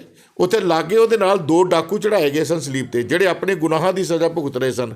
ਉਹਨਾਂ 'ਚੋਂ ਇੱਕ ਡਾਕੂ ਨੇ ਵੀ ਕਹਿ ਦਿੱਤਾ ਸੀਗਾ, ਹਾਂਜੀ, ਵੀ ਤੂੰ ਜੇ ਵਾਕਈ ਪਰਮੇਸ਼ਰ ਦਾ ਪੁੱਤਰ ਹੈ ਤਾਂ ਆਪਣੇ ਆਪ ਨੂੰ ਬਚਾ ਦੇ, ਸਾਨੂੰ ਵੀ ਬਚਾ ਲਾ। ਇਹ ਤੁਸੀਂ ਇਕੱਲੇ ਨਹੀਂ ਕੀਤੀ ਗੱਲ, ਇਹ ਉਦੋਂ ਦੀ ਇਹ ਗੱਲ ਹੈ, ਉਦੋਂ ਵੀ ਇਹ ਗੱਲ ਕੀਤੀ ਗਈ ਸੀਗੀ। ਪਰ ਅਸਲ 'ਚ ਯਿਸੂ ਮਸੀਹ ਦੀ ਜਿਹੜੀ ਕੁਰਬਾਨੀ ਹੈ ਉਹ ਪੁਰਾਣੇ ਓਲਡ ਟੈਸਟਾਮੈਂਟ ਨੂੰ ਲੈ ਕੇ ਸੀ, ਕਿਉਂਕਿ ਆਦਮ ਹਵਾ ਤੋਂ ਜਿਹੜਾ ਪਾਪ ਚੱਲਿਆ ਆ ਰਿਹਾ ਸੀ, ਮਨੁੱਖ ਦੇ ਖੂਨ 'ਚ ਹੀ ਪਾਪ ਸੀਗਾ, ਦੁਨੀਆ ਗੁਨਾਹ 'ਚ ਸੀ, ਬਦੀ 'ਚ ਸੀ, ਬੁਰਾਈ 'ਚ ਸੀ। ਲੋਕ ਕੀ ਕਰਦੇ ਸਨ, ਅੱਜ ਵੀ ਇਜ਼ਰਾਈਲੀ ਲੋਕ ਜਿਹੜੇ ਨੇ ਹਿੰਦੁਸਤਾਨ ਦੇ ਵਿੱਚ ਵੀ ਅੱਜ ਵੀ ਬਲੀਆਂ ਚੜ੍ਹਦੀਆਂ ਜਾਨਵਰਾਂ ਦੀਆਂ, ਪਾਪਾਂ ਨੂੰ ਬਖਸ਼ਾਉਣ ਦੇ ਲਈ ਜਾਨਵਰਾਂ ਦੀਆਂ ਬਲੀਆਂ ਚੜ੍ਹਾਈਆਂ ਜਾਂਦੀਆਂ। ਇਜ਼ਰਾਈਲ 'ਚ ਵੀ ਅੱਜ ਵੀ ਬਲੀਆਂ ਦਿੱਤੀਆਂ ਜਾਂਦੀਆਂ ਨੇ। ਉਸ ਵਕਤ ਵੀ ਯਿਸੂ ਮਸੀਹ ਦੇ ਟਾਈਮ ਦੇ ਉੱਤੇ ਵੀ ਜਾਨਵਰਾਂ ਦੀਆਂ ਲੋਕੀ ਪਾਪਾਂ ਨੂੰ ਬਖਸ਼ਾਉਣ ਲਈ ਬਲੀਆਂ ਚੜਾਉਂਦੇ ਸਨ। ਜਾਨਵਰਾਂ ਦਾ ਜਿਹੜਾ ਲਹੂ ਸੀ ਉਹ ਉਹਨਾਂ ਦੇ ਪਾਪਾਂ ਨੂੰ ਧੋ ਕੇ ਸ਼ੁੱਧ ਨਹੀਂ ਸੀ ਕਰ ਸਕਦਾ, ਅਤੇ ਮਨੁੱਖ ਦੁਨੀਆ 'ਚ ਕੋਈ ਇਹੋ ਜਿਹਾ ਹੈ ਨਹੀਂ ਸੀ ਜਿਹੜਾ ਕਿਸੇ ਦੇ ਪਾਪ ਨੂੰ ਧੋ ਕੇ ਸ਼ੁੱਧ ਕਰੇ। ਇਸੇ ਕਰਕੇ ਯਿਸੂ ਮਸੀਹ ਜਿਹੜਾ ਨਾ ਉਹ ਨਾ ਲਹੂ ਤੋਂ, ਨਾ ਮਾਸ ਤੋਂ, ਨਾ ਮਨੁੱਖ ਦੀ ਇੱਛਾ ਤੋਂ ਪੈਦਾ ਹੋਇਆ, ਬਲਕਿ ਸ਼ਬਦ ਨੇ ਦੇਹ ਧਾਰੀ ਹੈ। ਸ਼ਬਦ ਦੇਹ ਧਾਰਿਆ ਔਰ ਉਹ ਕੁਆਰੀ ਦੀ ਕੁੱਖ ਦੇ ਵਿੱਚ, ਕੁਆਰੀ ਨੇ ਜਦੋਂ ਫਰਿਸ਼ਤੇ ਨੇ ਖੁਸ਼ਖਬਰੀ ਦਿੱਤੀ, ਕੁਆਰੀ ਨੇ ਉਹਨੂੰ ਸਵਾਲ ਕੀਤਾ ਕਿ ਮੈਂ ਤੇ ਮਨੁੱਖ ਨੂੰ ਜਾਣਦੀ ਨਹੀਂ, ਕਿਵੇਂ ਹੋ ਸਕਦਾ? ਪਰ ਉਸ ਦੂਤ ਨੇ ਕਿਹਾ ਉਹਨੂੰ ਕਿ ਪਵਿੱਤਰ ਆਤਮਾ ਤੇਰੇ 'ਤੇ ਸਾਇਆ ਕਰੇਗਾ, ਜਿਹੜਾ ਤੇਰੀ ਕੁੱਖੋਂ ਪੈਦਾ ਹੋਏਗਾ ਉਹ ਪਰਮ ਪ੍ਰਧਾਨ ਪਰਮੇਸ਼ਰ ਦਾ ਪੁੱਤਰ ਖਵਾਏਗਾ। ਸੋ ਉਹ ਇਸੇ ਕਰਕੇ ਹੀ ਪੈਦਾ ਹੋਇਆ ਕਿ ਉਹ ਇਸ ਦੁਨੀਆ ਦੇ ਉੱਤੇ ਆਣ ਕੇ ਦੁਨੀਆ ਦੇ ਲੋਕਾਂ ਲਈ ਲੇਲਾ ਬਣ ਕੇ, ਪਸ਼ੂ ਬਣ ਕੇ ਕੁਰਬਾਨ ਹੋਵੇ, ਅਤੇ ਉਹਦਾ ਲਹੂ ਜਿਹੜਾ ਆ ਉਹਦੇ ਨਾਲ ਲੋਕਾਂ ਦੇ ਜਗਤ ਦੇ ਪਾਪ ਧੁਲ ਜਾਣ, ਅਤੇ ਉਹ ਲੋਕਾਂ ਦੇ ਪਾਪਾਂ ਨੂੰ ਬਖਸ਼ਾਉਣ ਦੇ ਲਈ ਆਇਆ। ਸੋ ਯਿਸੂ ਮਸੀਹ 'ਤੇ ਵਿਸ਼ਵਾਸ ਕਰਨ ਦੇ ਨਾਲ ਜਿਹੜਾ ਆ ਸਾਡੇ ਪਾਪ ਮਾਫ ਹੁੰਦੇ ਨੇ, ਸਾਡੀਆਂ ਬਦੀਆਂ ਧੁਲ ਜਾਂਦੀਆਂ ਨੇ। ਸੋ ਯਿਸੂ ਮਸੀਹ ਦਾ ਲਹੂ, ਬਾਈਬਲ 'ਚ ਲਿਖਿਆ ਯਿਸੂ ਮਸੀਹ ਦਾ ਲਹੂ ਸਾਡੇ ਪਾਪਾਂ ਨੂੰ ਧੋ ਕੇ ਸ਼ੁੱਧ ਕਰਦਾ। ਉਹਦੇ ਕਰਕੇ ਉਹ ਲੇਲੇ ਦੀ ਨਹੀਂ ਕੁਰਬਾਨੀ ਕੀ ਦਿੱਤੀ ਆ ਉਸਨੇ। ਜੇ ਉਹ ਆਪਣੇ ਆਪ ਨੂੰ ਉਦੋਂ ਬਚਾ ਲੈਂਦਾ ਅਤੇ ਸ਼ੈਤਾਨ ਦੀ ਚਾਲ ਪੂਰੀ ਹੋ ਜਾਣੀ ਸੀ। ਸ਼ੈਤਾਨ ਕਦੀ ਨਹੀਂ ਸੀ ਚਾਹੁੰਦਾ ਕਿ ਉਹ ਸਲੀਬ 'ਤੇ ਚੜ੍ਹੇ, ਕਿਉਂਕਿ ਉਹ ਨਹੀਂ ਸੀ ਚਾਹੁੰਦਾ ਵੀ ਲੋਕਾਂ ਦੇ ਪਾਪ ਮਾਫ ਹੋਣ। ਉਹ ਚਾਹੁੰਦਾ ਸੀ ਮੇਰੇ ਲਈ ਨਰਕ ਬਣਿਆ ਅਤੇ ਇਹ ਲੋਕ ਵੀ ਮੇਰੇ ਨਾਲ ਨਰਕ ਵਿੱਚ ਜਾਣ।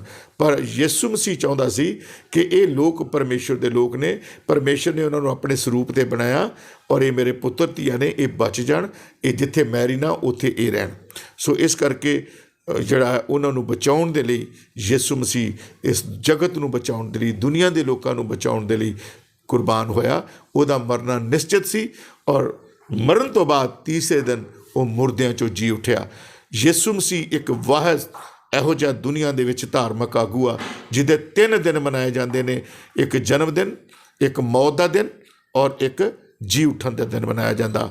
ਦੁਨੀਆ 'ਚ ਲੋਕਾਂ ਦੇ 2 ਦਿਨ ਮਨਾਏ ਜਾਂਦੇ ਨੇ, ਜਨਮ ਦਿਨ ਅਤੇ ਸ਼ਹੀਦੀ ਦਿਨ, ਪਰ ਯਿਸੂ ਮਸੀਹ ਦੇ 3 ਦਿਨ ਮਨਾਏ ਜਾਂਦੇ ਨੇ। ਸੋ ਹਾਂਜੀ ਬਿਸ਼ਪ ਸਾਹਿਬ, ਇੱਕ ਹੋਰ ਗੱਲ ਹੈ ਜੀ, ਜਿਵੇਂ ਕਿ ਜਿਹੜਾ ਕਿ ਮਸੀਹਾਂ ਦੇ ਵੱਲੋਂ ਇੱਕ ਕਰੂਸਿਡ ਸ਼ਬਦ ਜਿਹੜਾ ਵਰਤਿਆ ਜਾਂਦਾ ਵਾ, ਪਿਛਲੇ ਦਿਨਾਂ ਦੇ ਵਿੱਚ ਜਦੋਂ ਕਿ ਵੇਖੀਏ ਕਿ ਸਾਡੇ ਮਾਨਯੋਗ ਅਪੋਸਟਲ ਅੰਕੁਰ ਨਰੂਲਾ ਜੀ ਦੇ ਵੱਲੋਂ ਜਿਹੜਾ ਕਿ ਕਿਹਾ ਗਿਆ ਸੀਗਾ ਕਿ ਪੰਜਾਬ ਦੇ ਵਿੱਚ ਜਿਹੜੇ ਕਿ ਉਹਨਾਂ ਦੇ ਵੱਲੋਂ ਕਰੂਸਿਡ ਸ਼ਬਦ ਵਰਤ ਕੇ ਵੱਡੇ ਜਿਹੜੇ ਸੰਮੇਲਨ ਹੈ ਕੀਤੇ ਜਾਂਦੇ ਆ, ਔਰ ਕਰੂਸਿਡ ਸ਼ਬਦ ਤੋਂ ਇੱਕ ਜਿਹੜੇ ਕਿ ਨਿਹੰਗ ਮੇਜਰ ਸਿੰਘ ਔਰ ਨਿਹੰਗ ਜਿਹੜੇ ਕਿ ਲਖਬੀਰ ਸਿੰਘ ਜੀ, ਉਹਨਾਂ ਦੇ ਵੱਲੋਂ ਜਿਹੜੇ ਕਿ ਪਿਛਲੇ ਦਿਨਾਂ ਦੇ ਵਿੱਚ ਬਿਆਨ ਦਿੱਤੇ ਗਏ ਸਨ ਇਸ ਸ਼ਬਦ ਤੋਂ, ਕਿ ਨਿਹੰਗ ਮੇਜਰ ਸਿੰਘ ਕਹਿੰਦੇ ਸਨ ਕਿ ਇਹਨਾਂ ਨੇ ਗਾਟੇ ਲਵਾਉਣੇ ਆ, ਔਰ ਨਿਹੰਗ ਜਿਹੜੇ ਲਖਬੀਰ ਸਿੰਘ ਜੀ ਨੇ ਉਹਨਾਂ ਦੇ ਵੱਲੋਂ ਇਹ ਸ਼ਬਦ ਨੂੰ ਲੈ ਕੇ ਕਿਹਾ ਗਿਆ ਸੀਗਾ ਕਿ ਵਿਗੜਿਆ ਤਿਗੜਿਆ ਦਾ ਡੰਡਾ ਪੀਰ।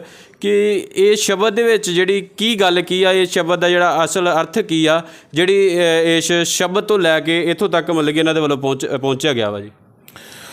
ਯਕੂਬ ਜੀ, ਗੱਲ ਇਹ ਹੈਗੀ ਆ ਕਿ ਆਪਣੇ ਜਿਹੜੇ ਨਿਹੰਗ ਮੇਜਰ ਸਿੰਘ ਨੇ, ਇਹਨਾਂ ਦੀ ਮੈਂ ਪਹਿਲਾਂ ਬੜੀ ਤਾਰੀਫ ਸੁਣਦਾ ਰਿਹਾ, ਬੜੇ ਚੰਗੇ ਬੰਦੇ ਨੇ। ਪਰ ਪਤਾ ਨਹੀਂ ਆ ਜਦੋਂ ਆ ਵੀਡੀਓਜ਼ ਦੇ ਵਿੱਚ ਇਹਨਾਂ ਦੇ ਬਿਆਨ ਸੁਣੇ ਨੇ, ਇਹਨਾਂ ਦੇ ਬਿਆਨ ਇੰਨੇ ਜ਼ਹਿਰੀਲੇ ਕਿਉਂ ਨੇ? ਇਹ ਜਿਹੜੀ ਗੱਲ ਹੈ, ਕਰੂਸਡ ਦਾ ਜਿਹੜਾ ਮਤਲਬ ਆ ਅਸਲ 'ਚ ਧਰਮ ਯੁੱਧ, ਜਿਹੜਾ ਇਹ ਸੋਚਦੇ, ਪਤਾ ਕੀ ਸੋਚਦੇ ਨੇ ਵੀ ਜਿਸ ਤਰ੍ਹਾਂ ਇੱਕ ਧਰਮ ਦੇ ਦੂਜੇ ਧਰਮ ਨਾਲ ਯੁੱਧ ਹੈ। ਇਹ ਧਰਮ ਯੁੱਧ ਦਾ ਅਸਲ 'ਚ ਮਤਲਬ ਇਹ ਆ ਕਿ ਲੋਕ ਯੁੱਧ ਪਾਪ ਨਾਲ ਆ, ਯੁੱਧ ਬੁਰਾਈ ਦੇ ਨਾਲ ਹੈ। ਜਦੋਂ ਸੰਮੇਲਨ ਕਰਦੇ ਹਾਂ, ਅਸੀਂ ਵਚਨ ਸੁਣਦੇ ਹਾਂ, ਆਪਣੇ ਆਪ ਨੂੰ ਹੋਰ ਸ਼ੁੱਧ, ਹੋਰ ਪਵਿੱਤਰ ਕਰਦੇ ਹਾਂ ਅਤੇ ਪ੍ਰਭੂ 'ਚ ਵੱਧਦੇ ਹਾਂ ਅਸੀਂ। ਮਤਲਬ ਜਿਹੜਾ ਧਰਮ ਯੁੱਧ ਆ ਉਹਦਾ ਮਤਲਬ ਇਹੋ ਆ, ਆਪਣੇ ਆਪ ਨੂੰ ਹੋਰ ਸ਼ੁੱਧ, ਹੋਰ ਪਵਿੱਤਰ ਕਰਨਾ। ਇਹਨਾਂ ਨੇ ਮੈਨੂੰ ਲੱਗਦਾ ਕਿ ਕਿਸੇ ਦੂਜੇ ਰੂਪ 'ਚ ਲੈ ਲਿਆ ਇਸਨੂੰ। ਇਹਨਾਂ ਨੂੰ ਇਸ ਸ਼ਬਦ ਤੋਂ ਪਤਾ ਨਹੀਂ, ਇਹਨਾਂ ਨੇ ਕਦੀ ਇਹ ਸ਼ਬਦ ਯੂਜ਼ ਵੀ ਨਹੀਂ ਕੀਤਾ ਹੋਣਾ, ਅਤੇ ਇਹ ਜਿਹੜੇ ਸਾਡੇ ਜਿਹੜੇ ਪ੍ਰਚਾਰਕ ਲੋਕ ਨੇ ਇਹ ਯੂਜ਼ ਕਰਦੇ ਆਏ ਨੇ, ਔਰ ਇਸ ਕਰਕੇ ਯੂਜ਼ ਕਰਦੇ ਆਏ ਨੇ ਵੀ ਆਪਣੇ ਜਿਹੜੀਆਂ ਬਾਹਰ ਦੀਆਂ ਚਰਚਸ ਨੇ, ਮਤਲਬ ਦੂਰ ਦੂਰ ਵੀ ਜਿਹੜੇ ਹੈਗੇ ਨੇ, ਬਾਹਰ ਸਾਰੀਆਂ ਕਲੀਸਿਆਵਾਂ ਨੂੰ ਇੱਕ ਜਗ੍ਹਾ 'ਤੇ ਇਕੱਠਾ ਕਰਕੇ ਅਤੇ ਇੱਕ ਸੰਮੇਲਨ ਕੀਤਾ ਜਾਵੇ ਜਿਹਦੇ ਵਿੱਚ ਲੋਕ ਜਿਹੜਾ ਆਪਣੇ ਆਪ ਨੂੰ ਰੱਬ ਅੱਗੇ ਫਿਰ ਤੋਂ ਅਰਪਣ ਕਰਨ, ਫਿਰ ਤੋਂ ਨਵੇਂ ਤਾਜ਼ੇ ਹੋਣ। ਇਹ ਗੱਲ ਹੈ। ਅਤੇ ਪਰ ਮੈਨੂੰ ਇਹ ਹੈਰਾਨੀ ਆ ਵੀ ਇੱਕ ਬਾਣੇ 'ਚ ਜਿਹੜੇ ਬੰਦੇ ਬੈਠੇ ਨੇ, ਉਹ ਬੰਦੇ ਮਤਲਬ ਗਾਟੇ ਲਾਉਣ ਦੀ ਗੱਲ ਕਰਨ ਜਾਂ ਇਹ ਸ਼ਬਦ ਯੂਜ਼ ਕਰਨ ਵੀ ਵਿਗੜਿਆ ਤਿਗੜਿਆ ਦਾ ਡੰਡਾ ਪੀਰ। ਕੀ ਕੋਈ ਧਰਮ ਇਸ ਤਰ੍ਹਾਂ ਦਾ ਇਜਾਜ਼ਤ ਦਿੰਦਾ ਇਹੋ ਜਿਹੇ ਸ਼ਬਦ ਯੂਜ਼ ਕਰਨ ਲਈ? ਮੈਂ ਮਹਿਸੂਸ ਕਰਦਾ ਵੀ ਉਹ ਤਾਂ ਸਾਨੂੰ ਤਾਂ ਨਹੀਂ ਦਿੰਦਾ। ਸਾਨੂੰ ਤਾਂ ਸਾਡਾ ਰੱਬ ਜਿਹੜਾ ਨਾ ਉਹ ਤਾਂ ਕਹਿੰਦਾ ਵੀ ਹਥਿਆਰ ਅਸੀਂ ਚੁੱਕਣੇ ਵੀ ਨਹੀਂ ਗੇ। ਠੀਕ ਹੈ ਜੀ। ਇੱਥੋਂ ਤੱਕ ਵੀ ਕਿਹਾ ਹੋਇਆ ਕਿ ਮਤਲਬ ਤੁਸੀਂ ਜਿਹੜਾ ਸੋਚਦੇ ਨਾ ਹਥਿਆਰ ਚੁੱਕਣ ਦੇ ਲਈ, ਕਹਿੰਦਾ ਵੀ ਤੁਹਾਡਾ ਕੰਮ ਨਹੀਂ ਹੈ ਇਹ ਕੰਮ। ਹਾਂਜੀ, ਤੁਸੀਂ ਆਪਣੇ ਵਚਨ 'ਚ ਲਿਖਿਆ ਤੁਸੀਂ ਆਪਣੇ ਦੁਸ਼ਮਣਾਂ ਲਈ ਵੀ ਪ੍ਰਾਰਥਨਾ ਕਰੋ, ਆਪਣੇ ਦੁਸ਼ਮਣਾਂ ਨੂੰ ਪਿਆਰ ਕਰੋ, ਆਪਣੇ ਵਿਰੋਧੀਆਂ ਨੂੰ ਪਿਆਰ ਕਰੋ। ਸੋ ਅਸੀਂ ਆਪਣੇ ਵਿਰੋਧੀਆਂ ਨੂੰ ਵੀ ਪਿਆਰ ਕਰਦੇ ਹਾਂ। ਇੱਥੋਂ ਤੱਕ ਸ਼ਰਤ ਵੀ ਹੈਗੀ ਹੈ ਇੱਕ ਵੀ ਜੇ ਅਸੀਂ ਆਪਣੇ ਗੁਨਾਹਗਾਰਾਂ ਨੂੰ ਮਾफ़ ਨਹੀਂ ਕਰਦੇ ਤਾਂ ਪਰਮੇਸ਼ਰ ਵੀ ਸਾਡੇ ਪਾਪਾਂ ਨੂੰ ਮਾफ़ ਨਹੀਂ ਕਰਦਾ। ਸੋ ਅਸੀਂ ਆਪਣੇ ਵਿਰੋਧੀਆਂ ਦੇ ਪਾਪਾਂ ਨੂੰ ਮਾफ़ ਕਰਨਾ, ਆਪਣੇ ਗੁਨਾਹਗਾਰਾਂ ਨੂੰ ਵੀ ਮਾफ़ ਕਰਨਾ ਅਤੇ ਤਾਂ ਕਿ ਪਰਮੇਸ਼ਰ ਸਾਡੇ ਪਾਪ ਮਾफ़ ਕਰੇ। ਪਰ ਇਹ ਜਿਹੜਾ ਗਾਟੇ ਲਾਉਣ ਵਾਲੀ ਗੱਲ ਆ ਗਈ ਹੈ ਨਾ, ਮੈਂ ਇਹਦੇ ਤੋਂ ਕਦੀ ਕਦੀ ਹੈਰਾਨ ਹੋ ਜਾਣਾ ਵੀ ਇਹ ਕਿਹੋ ਜਿਹੀ ਧਾਰਮਿਕ ਸਿਕਸ਼ਾ ਹੈ। ਕੀ ਇਹ ਸਾਨੂੰ ਆਤਮਿਕਤਾ ਵਾਲੇ ਬਨੇ ਲੈ ਕੇ ਜਾਂਦੀ ਹੈ ਜਾਂ ਜਿਸਮਾਨੀ ਗੱਲਾਂ ਵਾਲੇ ਬਨੇ, ਜਿਸਮਾਨੀ ਝਗੜਿਆਂ ਵਾਲੇ ਬਨੇ ਲੈ ਕੇ ਜਾਂਦੀ ਹੈ? ਅਤੇ ਜੇ ਸਿਕਸ਼ਾ ਜਿਸਮਾਨੀ ਹੈ ਤਾਂ ਫਿਰ ਅਸੀਂ ਆਤਮਿਕ ਤਾਂ ਹੋਏ ਹੀ ਨਾ। ਹਾਂਜੀ, ਸੋ ਸਾਨੂੰ ਆਤਮਿਕ ਬਣਨਾ ਚਾਹੀਦਾ ਹੈ। ਆਪਣੇ ਬਾਬਾ ਨਿਹੰਗ ਮੇਜਰ ਸਿੰਘ ਜੀ, ਬਾਬਾ ਨਿਹੰਗ ਲਖਬੀਰ ਸਿੰਘ ਜੀ, ਮੈਂ ਤੁਹਾਨੂੰ ਇੱਕ ਬੇਨਤੀ ਕਰਦਾ, ਇਹੋ ਜਿਹੇ ਸ਼ਬਦ ਤੁਸੀਂ ਏਜਡ ਵੀ ਆ ਹੁਣ ਔਰ ਬੜੇ ਅੱਛੇ ਤੁਸੀਂ ਤੁਹਾਡੀ ਨਾਂ ਵੀ ਬਣਿਆ ਹੋਇਆ ਅਤੇ ਤੁਸੀਂ ਇੱਕ ਧਾਰਮਿਕ ਬੰਦੇ ਹੈ ਅਤੇ ਗੁਰੂ ਦੀ ਫੌਜ ਹੈ ਤੁਸੀਂ। ਗੁਰੂ ਦੀ ਫੌਜ ਜਿਹੜੀ ਆ ਉਹ ਆਤਮਿਕ ਯੁੱਧ ਉਹਨਾਂ ਦੇ ਹੁੰਦੇ, ਆਤਮਿਕ ਯੁੱਧ ਹੁੰਦੇ ਨੇ, ਉਹਨਾਂ ਦੇ ਜਿਸਮਾਨੀ ਯੁੱਧ ਨਹੀਂ ਹੁੰਦੇ। ਸਾਡੇ ਕ੍ਰਿਸਚੈਨਿਟੀ ਦੇ ਵਿੱਚ ਸਾਨੂੰ ਆਤਮਿਕ ਯੁੱਧ ਲੜਨਾ ਸਿਖਾਇਆ, ਨਾ ਕਿ ਜਿਸਮਾਨੀ ਯੁੱਧ ਲੜਨਾ ਸਿਖਾਇਆ। ਹੁਣ ਮੈਨੂੰ ਨਹੀਂ ਪਤਾ ਵੀ ਤੁਹਾਨੂੰ ਕਿਹੜਾ ਯੁੱਧ ਲੜਨਾ ਸਿਖਾਇਆ, ਵੀ ਉਹ ਧਾਰਮਿਕ ਯੁੱਧ ਹੈ ਜਾਂ ਆਤਮਿਕ ਯੁੱਧ ਹੈ। ਇਹ ਤੁਸੀਂ ਫੈਸਲਾ ਕਰੋ ਵੀ ਤੁਸੀਂ ਕਿਸ ਤਰ੍ਹਾਂ ਦੇ ਯੁੱਧ ਦੀ ਗੱਲ ਕਰਦੇ ਆ। ਪਰ ਇਹ ਜਿਹੜੇ ਸ਼ਬਦ ਤੁਸੀਂ ਯੂਜ਼ ਕੀਤੇ ਨੇ ਗਾਟੇ ਲਾਉਣ ਵਾਲੇ ਜਾਂ ਦੂਜੇ, ਔਰ ਇਹ ਸ਼ਬਦ ਜਿਹੜੇ ਨੇ ਚੰਗੇ ਨਹੀਂ ਹੈ। ਇੱਕ ਵਾਰੀ ਇਹਦੇ 'ਤੇ ਫਿਰ ਵਿਚਾਰ ਕਰਿਓ ਵੀ ਤੁਸੀਂ ਜੋ ਬੋਲਿਆ ਸਹੀ ਬੋਲਿਆ। ਹਾਂਜੀ, ਇਹ ਮੇਰੀ ਬੇਨਤੀ ਹੈ ਤੁਹਾਡੇ ਅੱਗੇ। ਬਿਸ਼ਪ ਸਾਹਿਬ, ਜੇਕਰ ਹੁਣ ਅਸੀਂ ਗੱਲ ਕਰੀਏ ਫਾਇਰ ਸ਼ਬਦ ਜਿਹੜਾ ਕਿ ਬਹੁਤ ਸਾਰੇ ਪਾਸਟਰਾਂ ਦੇ ਵੱਲੋਂ ਵਰਤਿਆ ਜਾਂਦਾ ਵਾ, ਕੀ ਬਾਈਬਲ ਦੇ ਵਿੱਚ ਇਹਦਾ ਕੋਈ ਜ਼ਿਕਰ ਹੈ ਕਿ ਜਾਂ ਇਹ ਪਾਸਟਰਾਂ ਦੇ ਕੋਲੋਂ ਆਪਣੇ ਆਪ ਵਰਤਦੇ ਨੇ ਜਾਂ ਉਹਨਾਂ ਦੀ ਕੋਈ ਆਪਣੀ ਜਿਹੜੀ ਸੋਚ ਜਾਂ ਆਪਣੀ ਜਿਹੜੀ ਉਹਨਾਂ ਦਾ ਜਿਹੜਾ ਇਹ ਵਰਡ ਹੈ ਜਿਹੜਾ ਕਿ ਉਹਨਾਂ ਦੇ ਮੂੰਹ 'ਤੇ ਚੜਿਆ ਹੋਇਆ ਜੀ? ਦੇਖੋ ਜੀ, ਜਿਹੜੀ ਨਾ ਫਾਇਰ ਜਿਹੜਾ ਸ਼ਬਦ ਹੈ ਇਹ ਬਾਈਬਲ 'ਚੋਂ ਹੀ ਵਰਤੇ ਨੇ। ਉਹ ਦੇਖੋ ਇਹ ਠੀਕ ਹੈ ਕਿ ਇਹਨਾਂ ਨੂੰ ਦੂਜਿਆਂ ਨੂੰ ਜਿਹੜਾ ਨਾ ਜਿਨ੍ਹਾਂ ਨੇ ਬਾਈਬਲ ਨੂੰ ਨਹੀਂ ਪੜ੍ਹਿਆ ਉਹਨਾਂ ਨੂੰ ਨਹੀਂ ਪਤਾ, ਉਹ ਇਸ ਗੱਲ 'ਤੇ ਓਬਜੈਕਸ਼ਨ ਕਰ ਰਹੇ ਨੇ। ਅੱਜ ਕੱਲ੍ਹ ਬੋਲਦੇ ਨੇ ਲਓ ਜੀ ਇਹ ਫਾਇਰ ਕਰਦੇ ਨੇ ਅਤੇ ਲੋਕਾਂ ਨੂੰ ਸੁੱਟ ਦਿੰਦੇ ਨੇ, ਗਿਰ ਜਾਂਦੇ ਨੇ ਲੋਕ। ਜਿਹੜਾ ਫਾਇਰ ਕਹਿਣਾ ਨਾ, ਇਹ ਫਾਇਰ ਅਸਲ 'ਚ ਪਵਿੱਤਰ ਆਤਮਾ ਨੂੰ, ਪਰਮੇਸ਼ਰ ਨੂੰ ਦਿਖਾਉਂਦਾ। ਪਰਮੇਸ਼ਰ ਨੂੰ ਅੱਗ ਵੀ ਕਿਹਾ ਗਿਆ ਬਾਈਬਲ ਦੇ ਵਿੱਚ। ਔਰ ਜੇ ਅਸੀਂ ਬਾਈਬਲ ਦੀ ਗੱਲ ਕਰੀਏ ਓਲਡ ਟੈਸਟਾਮੈਂਟ ਦੀ, ਅਤੇ ਮੂਸਾ ਨੂੰ ਜਦੋਂ ਖੁਦਾ ਨੇ, ਰੱਬ ਨੇ ਦਰਸ਼ਨ ਦਿੱਤੇ ਸਨ ਪਰਮੇਸ਼ਰ ਨੇ, ਤਾਂ ਮੂਸਾ ਨੇ ਇਹ ਦੇਖਿਆ ਸੀ ਕਿ ਦਰਖਤ ਨੂੰ ਅੱਗ ਲੱਗੀ ਹੈ, ਝਾੜੀ ਨੂੰ ਅੱਗ ਲੱਗੀ ਹੈ, ਪਰ ਉਹ ਝਾੜੀ ਜਲ ਨਹੀਂ ਰਹੀ, ਅੱਗ ਬਲਦੀ ਜਾ ਰਹੀ ਹੈ। ਉਹ ਇਸ ਗੱਲ 'ਤੇ ਹੈਰਾਨ ਹੋ ਗਿਆ। ਹੈਰਾਨ ਹੋਣ ਤੋਂ ਬਾਅਦ ਫਿਰ ਉੱਧਰ ਭੱਜਾ ਵੇਖਣ ਲਈ ਵੀ ਚੱਕਰ ਕੀ ਹੈ, ਵੀ ਇਹ ਜਲ ਵੀ ਨਹੀਂ ਰਿਹਾ ਦਰਖਤ ਜਿਹੜਾ, ਅਤੇ ਅੱਗ ਵੀ ਲੱਗੀ ਹੈ। ਜਦੋਂ ਅੱਗੇ ਗਿਆ, ਪਹੁੰਚਿਆ ਇੱਥੇ ਲਾਗੇ, ਅਤੇ ਅੱਗੋਂ ਆਵਾਜ਼ ਆਈ ਉਸ ਦਰਖਤ ਦੇ ਵਿੱਚੋਂ, ਮੂਸਾ ਆਪਣੀ ਜੁੱਤੀ ਉਤਾਰ ਕੇ ਗਿਆ, ਇਹ ਜਗ੍ਹਾ ਪਵਿੱਤਰ ਹੈ। ਉੱਥੇ ਪਰਮੇਸ਼ਰ ਨੇ ਅੱਗ ਦੇ ਰੂਪ ਦੇ ਵਿੱਚ ਮੂਸਾ ਦੇ ਨਾਲ ਗੱਲਬਾਤ ਕੀਤੀ। ਉਸ ਤੋਂ ਬਾਅਦ ਵੀ ਤੁਸੀਂ ਦੇਖੋ, ਇਜ਼ਰਾਈਲ ਕੌਮ ਨੂੰ ਉਸੇ ਮੂਸਾ ਦੇ ਦੁਆਰਾ ਪਰਮੇਸ਼ਰ ਨੇ ਗੁਲਾਮੀ ਦੇ ਵਿੱਚੋਂ, ਮਿਸਰ ਦੀ ਗੁਲਾਮੀ 'ਚੋਂ ਆਜ਼ਾਦ ਕਰਵਾਇਆ, ਅਤੇ 40 ਸਾਲ ਆਜ਼ਾਦੀ ਤੋਂ ਬਾਅਦ ਉਹ ਜੰਗਲ 'ਚ ਭਟਕਦੀ ਰਹੀ। ਅਤੇ ਵਚਨ 'ਚ ਲਿਖਿਆ ਕਿ ਦਿਨੇ ਪਰਮੇਸ਼ਰ ਬੱਦਲ ਬਣ ਕੇ ਉਹਨਾਂ ਦੀ ਅਗਵਾਈ ਕਰਦਾ ਸੀ, ਅਤੇ ਰਾਤ ਨੂੰ ਅੱਗ ਦਾ ਖੰਭਾ ਬਣ ਕੇ ਅਗਵਾਈ ਕਰਦਾ ਸੀ। ਸੋ ਅੱਗ ਪਰਮੇਸ਼ਰ ਨੂੰ ਦਿਖਾਉਂਦੀ ਹੈ। ਜਦੋਂ ਅਸੀਂ ਨਿਊ ਟੈਸਟਾਮੈਂਟ ਦੇ ਵਿੱਚ ਆ ਜਾਂਦੇ ਹਾਂ, ਅਤੇ ਸਟਾਰਟਿੰਗ ਮੱਤੀ ਦੀ ਇੰਜੀਲ 'ਚ ਹੁੰਦੀ, ਉਹਦੇ ਤੀਸਰੇ ਚੈਪਟਰ ਦੇ ਵਿੱਚ ਯਹੂਨਾ ਪ੍ਰਚਾਰ ਕਰ ਰਿਹਾ, ਅਤੇ ਯਿਸੂ ਮਸੀਹ ਦੇ ਆਉਣ ਦੇ ਬਾਰੇ ਉਹ ਪ੍ਰਚਾਰ ਕਰਦਾ, ਅਤੇ ਉਹ ਇਹ ਕਹਿੰਦਾ ਹੈ ਲੋਕਾਂ ਨੂੰ, ਕਹਿੰਦਾ ਮੈਂ ਤੁਹਾਨੂੰ ਤੌਬਾ ਦਾ ਬਪਤਿਸਮਾ ਦੇ ਰਿਹਾ ਪਾਣੀ 'ਚ, ਜਰਦਨ ਨਦੀ 'ਚ। ਇਹ ਤੌਬਾ ਦਾ ਬਪਤਿਸਮਾ ਹੈ, ਪਰ ਮੇਰੇ ਤੋਂ ਬਾਅਦ ਇੱਕ ਆਉਣ ਵਾਲਾ ਹੈ ਜਿਹੜਾ ਤੁਹਾਨੂੰ ਅੱਗ ਅਤੇ ਪਾਣੀ ਨਾਲ ਬਪਤਿਸਮਾ ਦਊਗਾ। ਫਿਰ ਉਸ ਤੋਂ ਬਾਅਦ ਯਿਸੂ ਮਸੀਹ ਪੈਦਾ ਹੋਏ। ਯਿਸੂ ਮਸੀਹ ਆਪਣੀ ਹੋਂਦ 'ਚ ਆਏ, ਔਰ ਯਿਸੂ ਮਸੀਹ ਜਦੋਂ ਮਿਨਿਸਟਰੀ 'ਚ ਆਏ ਨੇ, ਅਤੇ ਉਹਨਾਂ ਨੇ ਲੂਕਾ 12:49 'ਚ ਕਿਹਾ, ਮੈਂ ਇਸ ਧਰਤੀ ਦੇ ਉੱਤੇ ਅੱਗ ਲਾਉਣ ਆਇਆ। ਤੇ ਚਾਹੁੰਦਾ ਕਿ ਹੁਣ ਇਹ ਅੱਗ ਲੱਗ ਜਾਂਦੀ। ਇਹ ਅੱਗ ਪਵਿੱਤਰ ਆਤਮਾ ਦੀ ਅੱਗ ਹੈ। ਇਹ ਅੱਗ ਪਰਮੇਸ਼ੁਰ ਦੇ ਵਚਨ ਦੀ ਅੱਗ ਹੈ, ਸ਼ਬਦ ਦੀ ਅੱਗ ਹੈ। ਸ਼ਬਦ ਪਰਮੇਸ਼ੁਰ ਹੈ, ਵਚਨ 'ਚ ਲਿਖਿਆ ਹੋਇਆ ਹੈ। ਠੀਕ ਹੈ ਜੀ। ਸੋ ਤੁਸੀਂ ਜਦੋਂ ਯਿਸੂ ਮਸੀਹ ਮਰਨ ਤੋਂ ਬਾਅਦ ਤੀਜੇ ਦਿਨ ਮੁਰਦਿਆਂ 'ਚੋਂ ਜੀ ਉੱਠੇ ਅਤੇ ਸਵਰਗ ਵਿੱਚ 40 ਦਿਨ ਦੇ ਬਾਅਦ ਉਠਾ ਲਏ ਗਏ, ਉਸ ਵਕਤ ਯਿਸੂ ਮਸੀਹ ਦੇ ਨਾਲ 500 ਤੋਂ ਵੱਧ ਜਿਹੜੇ ਚੇਲੇ ਸਨ। ਅਤੇ ਜਦੋਂ ਯਿਸੂ ਮਸੀਹ ਬੱਦਲ ਆਏ, ਉਹਨੂੰ ਉਠਾ ਕੇ ਲੈ ਗਏ। ਉਹਨਾਂ ਨੇ ਉਠਾਏ ਜਾਣ ਤੋਂ ਪਹਿਲਾਂ ਇੱਕ ਗੱਲ ਕਹੀ ਕਿ ਤੁਸੀਂ ਨਗਰ 'ਚ ਰੁਕੇ ਰਹਿਣਾ, ਯਰੂਸ਼ਲਮ 'ਚ, ਜਦ ਤੱਕ ਮੈਂ ਤੁਹਾਡੇ ਉੱਤੇ ਸਵਰਗ ਤੋਂ ਸਾਮਰਥ ਨਹੀਂ ਉਡੇਲਦਾ।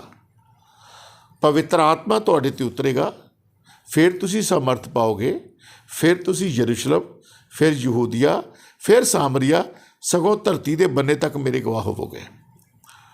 ਸੋ ਇਹ ਪ੍ਰਭੂ ਨੇ ਗੱਲ ਕਹੀ।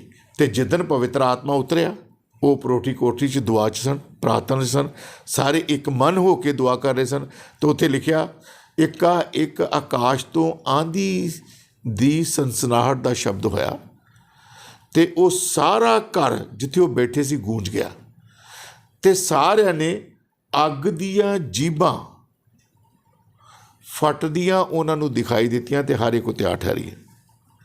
ਅੱਗ ਦੀਆਂ ਜੀਭਾਂ ਦਾ ਮਤਲਬ ਹੈ, ਜੀਭ ਜਿਹੜੀ ਹੈ ਇਹ ਭਾਸ਼ਾ ਨੂੰ ਦਿਖਾਉਂਦੀ ਹੈ, ਇਹ ਬੋਲੀ ਨੂੰ ਦਿਖਾਉਂਦੀ ਹੈ। ਅੱਗ ਦੀਆਂ ਜ਼ੁਬਾਨਾਂ, ਅੱਗ ਪਰਮੇਸ਼ੁਰ ਦੀਆਂ ਪਵਿੱਤਰ ਆਤਮਾ ਦੀਆਂ ਜ਼ੁਬਾਨਾਂ। ਸੋ ਉੱਥੇ ਲਿਖਿਆ ਕਿ ਉਹ ਸਾਰੇ ਜਿਹੜੇ ਪਵਿੱਤਰ ਆਤਮਾ ਨਾਲ ਭਰ ਗਏ ਔਰ ਉਹ ਗੈਰ ਜ਼ੁਬਾਨੀ ਬੋਲਣ ਲੱਗ ਪਏ। ਸੋ ਪ੍ਰਭੂ ਦਾ ਵਚਨ ਅੱਗ ਦੇ ਬਾਰੇ ਇਹੀ ਹੈ ਕਿ ਅੱਗ ਪਵਿੱਤਰ ਆਤਮਾ ਨੂੰ ਦਿਖਾਉਂਦੀ ਹੈ, ਅੱਗ ਪਰਮੇਸ਼ਰ ਨੂੰ ਦਿਖਾਉਂਦੀ ਹੈ। ਜਦੋਂ ਆਤਮਾ ਲੋਕ ਸਟੇਜ ਤੋਂ ਲੋਕਾਂ ਲਈ ਪ੍ਰਾਰਥਨਾ ਕਰਦੇ ਨੇ ਅਤੇ ਉਸ ਫਾਇਰ ਨੂੰ, ਉਸ ਅੱਗ ਨੂੰ ਯਾਦ ਕਰਦੇ ਨੇ ਜਿਹੜੀ ਪਰਮੇਸ਼ਰ ਹੈ, ਜਿਹੜਾ ਪਵਿੱਤਰ ਆਤਮਾ ਹੈ। ਅਤੇ ਜਦੋਂ ਪਵਿੱਤਰ ਆਤਮਾ ਦੇ ਬਾਰੇ ਉਹ ਗੱਲ ਕਰਦੇ ਨੇ ਅਤੇ ਉਦੋਂ ਆਤਮਾ ਕਈ ਲੋਕਾਂ ਨੂੰ ਟੱਚ ਕਰਦਾ ਔਰ ਲੋਕ ਗਿਰਦੇ ਵੀ ਨੇ। ਸੋ ਇੱਕ ਹੋਰ ਗੱਲ ਹੈ ਜਿਹੜੀ ਕਿ ਕਹੀ ਜਾਂਦੀ ਹੈ ਕਿ ਜਦੋਂ ਕਿ ਜਿਹੜਾ ਕਿ ਡੱਡੂਆਣਾ ਪਿੰਡ ਦੇ ਵਿੱਚ ਜਿਹੜਾ ਕਿ ਹਮਲਾ ਹੋਇਆ ਗਿਆ ਨਿਹੰਗ ਸਿੰਘਾਂ ਦੇ ਵੱਲੋਂ, ਔਰ ਬਹੁਤ ਸਾਰੇ ਲੋਕ ਨੇ ਜਿਹੜੇ ਕਿ ਇਸ ਤਰ੍ਹਾਂ ਟਿੱਪਣੀ ਕਰਦੇ ਨੇ, ਕਹਿੰਦੇ ਨੇ ਕਿ ਉਹਨਾਂ ਪਾਸਟਰ ਜੀ ਦੇ ਵੱਲੋਂ ਜਿਹੜਾ ਕਿ ਮਤਲਬ ਕਿ ਫਾਇਰ ਸ਼ਬਦ ਜਿਹੜਾ ਕਿ ਵਰਤਿਆ ਜਾਂਦਾ ਸੀਗਾ, ਅਤੇ ਜਦੋਂ ਨਿਹੰਗ ਸਿੰਘ ਆਏ ਉਦੋਂ ਕਿਉਂ ਨਹੀਂ ਉਹਨਾਂ ਦੇ ਵੱਲੋਂ ਫਾਇਰ ਸ਼ਬਦ ਕਹਿ ਕੇ ਉਹ ਨਿਹੰਗਾਂ ਨੂੰ ਸੁੱਟਿਆ ਗਿਆ ਇੱਦਾਂ? ਦੇਖੋ, ਗੱਲ ਇਹ ਹੈਗੀ ਆ ਕਿ ਨਿਹੰਗ ਸਿੰਘ ਸਾਡੇ ਸਮਾਜ ਦਾ ਹਿੱਸਾ ਨੇ, ਠੀਕ ਹੈ, ਅਤੇ ਅਸੀਂ ਉਹਨਾਂ ਨਾਲ ਇਹੋ ਜਿਹਾ ਕੋਈ ਨਾ ਤਾਂ ਕੋਈ ਦੁਸ਼ਮਣੀ ਕਰ ਸਕਦੇ ਹਾਂ, ਨਾ ਉਹਨਾਂ ਦੀ ਵਿਰੋਧਤਾ ਕਰ ਸਕਦੇ। ਯਿਸੂ ਮਸੀਹ ਦੀਆਂ ਆਲਰੇਡੀ ਸਿਕਸ਼ਾਵਾਂ ਨੇ ਕਿ ਆਪਣੇ ਵਿਰੋਧੀਆਂ ਲਈ ਵੀ ਪ੍ਰਾਰਥਨਾ ਕਰੋ, ਆਪਣੇ ਦੁਸ਼ਮਣਾਂ ਲਈ ਵੀ, ਉਹਨਾਂ ਨੂੰ, ਆਪਣੇ ਦੁਸ਼ਮਣਾਂ ਨੂੰ ਵੀ ਪਿਆਰ ਕਰੋ। ਠੀਕ ਹੈ, ਉਹਨਾਂ ਨੂੰ ਤਾਂ ਪਿਆਰ ਤੁਸੀਂ ਕਰਦੇ ਹੋ ਜਿਹੜੇ ਤੁਹਾਨੂੰ ਕਰਦੇ ਨੇ। ਉਹ ਫਿਰ ਕਾਹਦਾ ਪਿਆਰ ਹੈ? ਕਿਉਂਕਿ ਉਹਦੇ ਬਦਲੇ ਉਹ ਤੁਹਾਨੂੰ ਵੀ ਪਿਆਰ ਕਰਦੇ ਨੇ। ਉਹਨਾਂ ਨੂੰ ਪਿਆਰ ਕਰੋ ਜਿਹੜੇ ਤੁਹਾਨੂੰ ਪਿਆਰ ਨਹੀਂ ਕਰਦੇ। ਸੋ ਇਸ ਕਰਕੇ ਮਤਲਬ ਉਹਨਾਂ ਦਾ ਜਵਾਬ ਦੇਣ ਦੀ ਬਜਾਏ, ਹਾਂਜੀ, ਮਤਲਬ ਅਸੀਂ, ਇਹ ਕੋਈ ਜਾਦੂ ਨਹੀਂ ਹੈ। ਇਹ ਸਾਨੂੰ ਕਹਿੰਦੇ ਨੇ ਜਾਦੂ ਟੂਣੇ ਕਰਦੇ ਨੇ। ਇਹ ਕਾਲਾ ਇਲਮ ਹੈ ਇਹਨਾਂ ਦੇ ਕੋਲ, ਵੀ ਇਹਨਾਂ ਦੇ ਇਲਮ ਸੁੱਟ ਦਿਓ, ਇਹਨਾਂ ਦੇ ਕਾਲਾ ਇਲਮ ਕਰ ਦਿਓ ਅਤੇ ਆਪੇ ਉਹ ਇਹਨਾਂ ਨੂੰ ਜਿੱਠੇਗਾ, ਇਹ ਆਪੇ ਪਿਛਾਂਹ ਹੋ ਜਾਣਗੇ। ਪਰਮੇਸ਼ੁਰ ਕਾਲਾ ਇਲਮ ਨਹੀਂ ਹੈ। ਬਾਈਬਲ ਤਾਂ ਸਾਰੀ ਜਾਦੂ ਟੂਣੇ ਨੂੰ ਖ਼ਤਮ ਕਰਨ ਵਾਲੀ ਹੈ। ਇਹ ਕਾਲੇ ਇਲਮ ਨੂੰ ਖ਼ਤਮ ਕਰਦੀ ਹੈ। ਕਾਲਾ ਇਲਮ, ਜਾਦੂ ਟੂਣੇ ਸ਼ੈਤਾਨ ਵੱਲੋਂ ਨੇ, ਪਰਮੇਸ਼ਰ ਵੱਲੋਂ ਨਹੀਂ ਹੈਗੇ। ਹਾਂਜੀ, ਜਿਹੜੀ ਡੱਡੂਆਣੇ ਦੀ ਗੱਲ ਹੈ ਨਾ, ਉੱਥੇ ਇਹੀ ਹੈ ਕਿ ਉਹਨਾਂ ਨੂੰ ਫਾਇਰ ਕਰਕੇ ਕਿਉਂ ਨਹੀਂ? ਫਾਇਰ ਤਾਂ ਸ਼ੈਤਾਨ ਲਈ ਯੂਜ਼ ਹੁੰਦਾ, ਬੰਦਿਆਂ ਲਈ ਥੋੜ੍ਹੀ ਹੁੰਦਾ। ਉਹ ਤਾਂ ਖੁਦਾ ਦੇ ਬਣਾਏ ਹੋਏ ਇਨਸਾਨ ਨੇ। ਇਸ ਕਰਕੇ ਜੇ ਉਹਨਾਂ ਦੇ ਮਨ 'ਚ ਇਸ ਤਰ੍ਹਾਂ ਦੀ ਗੱਲ ਹੈਗੀ ਆ, ਅਤੇ ਉਹਨਾਂ ਦੀ ਸੋਚ ਆਪਣੀ ਹੈ, ਬਾਈਬਲ ਦੀ ਸੋਚ ਨਹੀਂ ਆ ਉਹ, ਕਿਉਂਕਿ ਉਹਨਾਂ ਨੇ ਬਾਈਬਲ ਨੂੰ ਨਹੀਂ ਪੜ੍ਹਿਆ ਹੋਇਆ। ਸਾਡੀ ਜਿਹੜੀ ਲੜਾਈ ਹੈ ਉਹਦੇ ਵਿੱਚ ਲਿਖਿਆ ਹੋਇਆ, ਪ੍ਰਭੂ ਦੇ ਵਚਨ 'ਚ ਇਫਸੀਆਂ ਦੇ ਖੱਤ ਵਿੱਚ ਉੱਥੇ ਲਿਖਿਆ ਕਿ ਸਾਡੀ ਲੜਾਈ ਲਹੂ ਅਤੇ ਮਾਸ ਨਾਲ ਨਹੀਂ ਹੈ। ਸਾਡੀ ਲੜਾਈ ਉਹਨਾਂ ਅਧਿਕਾਰ ਦੀਆਂ ਸ਼ਕਤੀਆਂ ਦੇ ਨਾਲ ਹੈ ਜਿਹੜੀਆਂ ਅੱਧ ਅਸਮਾਨੇ ਵਸਦੀਆਂ ਨੇ, ਔਰ ਉਹ ਸ਼ੈਤਾਨੀ ਤਾਕਤਾਂ ਨੇ। ਠੀਕ ਹੈ ਜੀ, ਸਾਡੀ ਲੜਾਈ ਉਹਨਾਂ ਚੀਜ਼ਾਂ ਦੇ ਨਾਲ ਹੈ। ਸਾਡੀ ਲੜਾਈ ਲਹੂ ਅਤੇ ਮਾਸ ਨਾਲ ਨਹੀਂ ਹੈ, ਅਤੇ ਅਸੀਂ ਲਹੂ ਅਤੇ ਮਾਸ ਨਾਲ ਨੂੰ ਆਪਣੇ ਦੁਸ਼ਮਣ ਨਹੀਂ ਮੰਨ ਸਕਦੇ। ਅਸੀਂ ਇਨਸਾਨਾਂ ਨੂੰ ਆਪਣੇ ਦੁਸ਼ਮਣ ਨਹੀਂ ਮੰਨ ਸਕਦੇ। ਉਹ ਲੋਕ ਸਾਡੇ ਭਰਾ ਨੇ, ਅਸੀਂ ਉਹਨਾਂ ਦੇ ਵਿੱਚੋਂ ਨਿਕਲੇ ਹਾਂ। ਅੱਜ ਜੇ ਅਸੀਂ ਇਸ ਪੋਜੀਸ਼ਨ 'ਚ ਹਾਂ, ਅਤੇ ਕਦੀ ਅਸੀਂ ਵੀ ਉਹਨਾਂ ਵਰਗੇ ਸੀ। ਸਾਡੇ ਬਾਪ ਦਾਦੇ ਉਹਨਾਂ ਵਰਗੇ ਸਨ। ਅਸੀਂ ਉਹਨਾਂ ਦੇ ਵਿੱਚੋਂ ਨਿਕਲੇ ਹਾਂ। ਪਰਮੇਸ਼ਵਰ ਜਿਹੜਾ ਆ, ਯਿਸੂ ਮਸੀਹ ਜਿਹੜਾ ਆ, ਉਹਨੇ ਪੂਰੇ ਜਗਤ ਦੇ ਲਈ ਕੁਰਬਾਨੀ ਦਿੱਤੀ ਹੈ, ਨਾ ਕਿ ਈਸਾਈਆਂ ਵਾਸਤੇ ਦਿੱਤੀ ਹੈ। ਪੂਰੀ ਦੁਨੀਆ ਦੇ ਲੋਕਾਂ ਲਈ ਕੁਰਬਾਨ ਹੋਇਆ। ਉਹਦਾ ਪਿਆਰ ਪੂਰੀ ਜਗਤ ਦੇ ਲਈ ਹੈ। ਪ੍ਰਭੂ ਦੇ ਵਚਨ 'ਚ ਲਿਖਿਆ, ਪਰਮੇਸ਼ਵਰ ਨੇ ਜਗਤ ਨਾਲ ਇਹੋ ਜਿਹਾ ਪਿਆਰ ਕੀਤਾ ਕਿ ਉਸਨੇ ਆਪਣੇ ਇਕਲੌਤਾ ਪੁੱਤਰ ਦੇ ਦਿੱਤਾ, ਜਿਹੜਾ ਉਹਦੇ 'ਤੇ ਵਿਸ਼ਵਾਸ ਕਰੇ ਉਹ ਨਾਸ਼ ਨਾ ਹੋਵੇ ਬਲਕਿ ਹਮੇਸ਼ਾ ਦਾ ਜੀਵਨ ਪਾਏ। ਸੋ ਪ੍ਰਭੂ ਦੇ ਵਿੱਚ ਜਿਹੜੇ ਆਉਂਦੇ ਨੇ ਲੋਕ ਆਉਂਦੇ ਨੇ, ਉਹ 'ਤੇ ਜਿਹੜਾ ਵਿਸ਼ਵਾਸ ਕਰਦੇ ਨੇ ਉਹ ਨਾਸ਼ ਨਹੀਂ ਹੁੰਦੇ। ਇਸ ਕਰਕੇ ਪਵਿੱਤਰ ਆਤਮਾ ਕਿਸੇ ਦਾ ਨਾਸ਼ ਨਹੀਂ ਕਰਦੀ। ਉਹ ਅੱਗ ਲੋਕਾਂ ਦੇ ਨਾਸ਼ ਕਰਨ ਵਾਸਤੇ ਨਹੀਂ ਹੈਗੀ ਵੀ ਉਹਨਾਂ ਨੂੰ ਇਹ ਕਹੋ ਜੀ ਫਾਇਰ ਅਤੇ ਨਿਹੰਗ ਸਿੰਘ ਡਿੱਗ ਜਾਣ, ਇਸ ਤਰ੍ਹਾਂ ਨਹੀਂ ਹੋ ਸਕਦਾ। ਹਾਂਜੀ, ਸੋ ਇਸ ਕਰਕੇ ਇਹ ਉਹਨਾਂ ਦੀ ਸੋਚ ਗਲਤ ਹੈ। ਹਾਂਜੀ, ਬਾਈਬਲ ਦੀ ਸੋਚ ਇਹ ਹੈ, ਜੋ ਪਾਸਟਰ ਨੇ ਕੀਤਾ ਉੱਥੇ ਸਹੀ ਕੀਤਾ। ਹਾਂਜੀ, ਉਹਨੇ ਫਾਇਰ ਉਹਨਾਂ ਵਾਸਤੇ ਯੂਜ਼ ਨਹੀਂ ਕੀਤੀ। ਉਹਨੇ ਅਧਿਕਾਰ ਦੀਆਂ ਉਹ ਸ਼ਕਤੀਆਂ ਜਿਨ੍ਹਾਂ ਨਾਲ ਲੋਕ ਜਕੜੇ ਆਉਂਦੇ ਨੇ, ਬਿਮਾਰੀਆਂ ਨਾਲ ਜਕੜੇ ਲੋਕ ਆਉਂਦੇ ਨੇ, ਭੂਤਾਂ ਪ੍ਰੇਤਾਂ ਨਾਲ ਲੋਕ ਜਕੜੇ ਆਉਂਦੇ ਨੇ, ਉਹ ਸ਼ੈਤਾਨੀ ਤਾਕਤਾਂ ਨਾਲ ਜਕੜੇ ਨੇ। ਉਹਦੇ ਲਈ ਫਾਇਰ ਨੂੰ ਇਸਤੇਮਾਲ ਕਰਨਾ ਜਾਇਜ਼ ਹੈ, ਨਾ ਕਿ ਆਮ ਲੋਕਾਂ ਲਈ।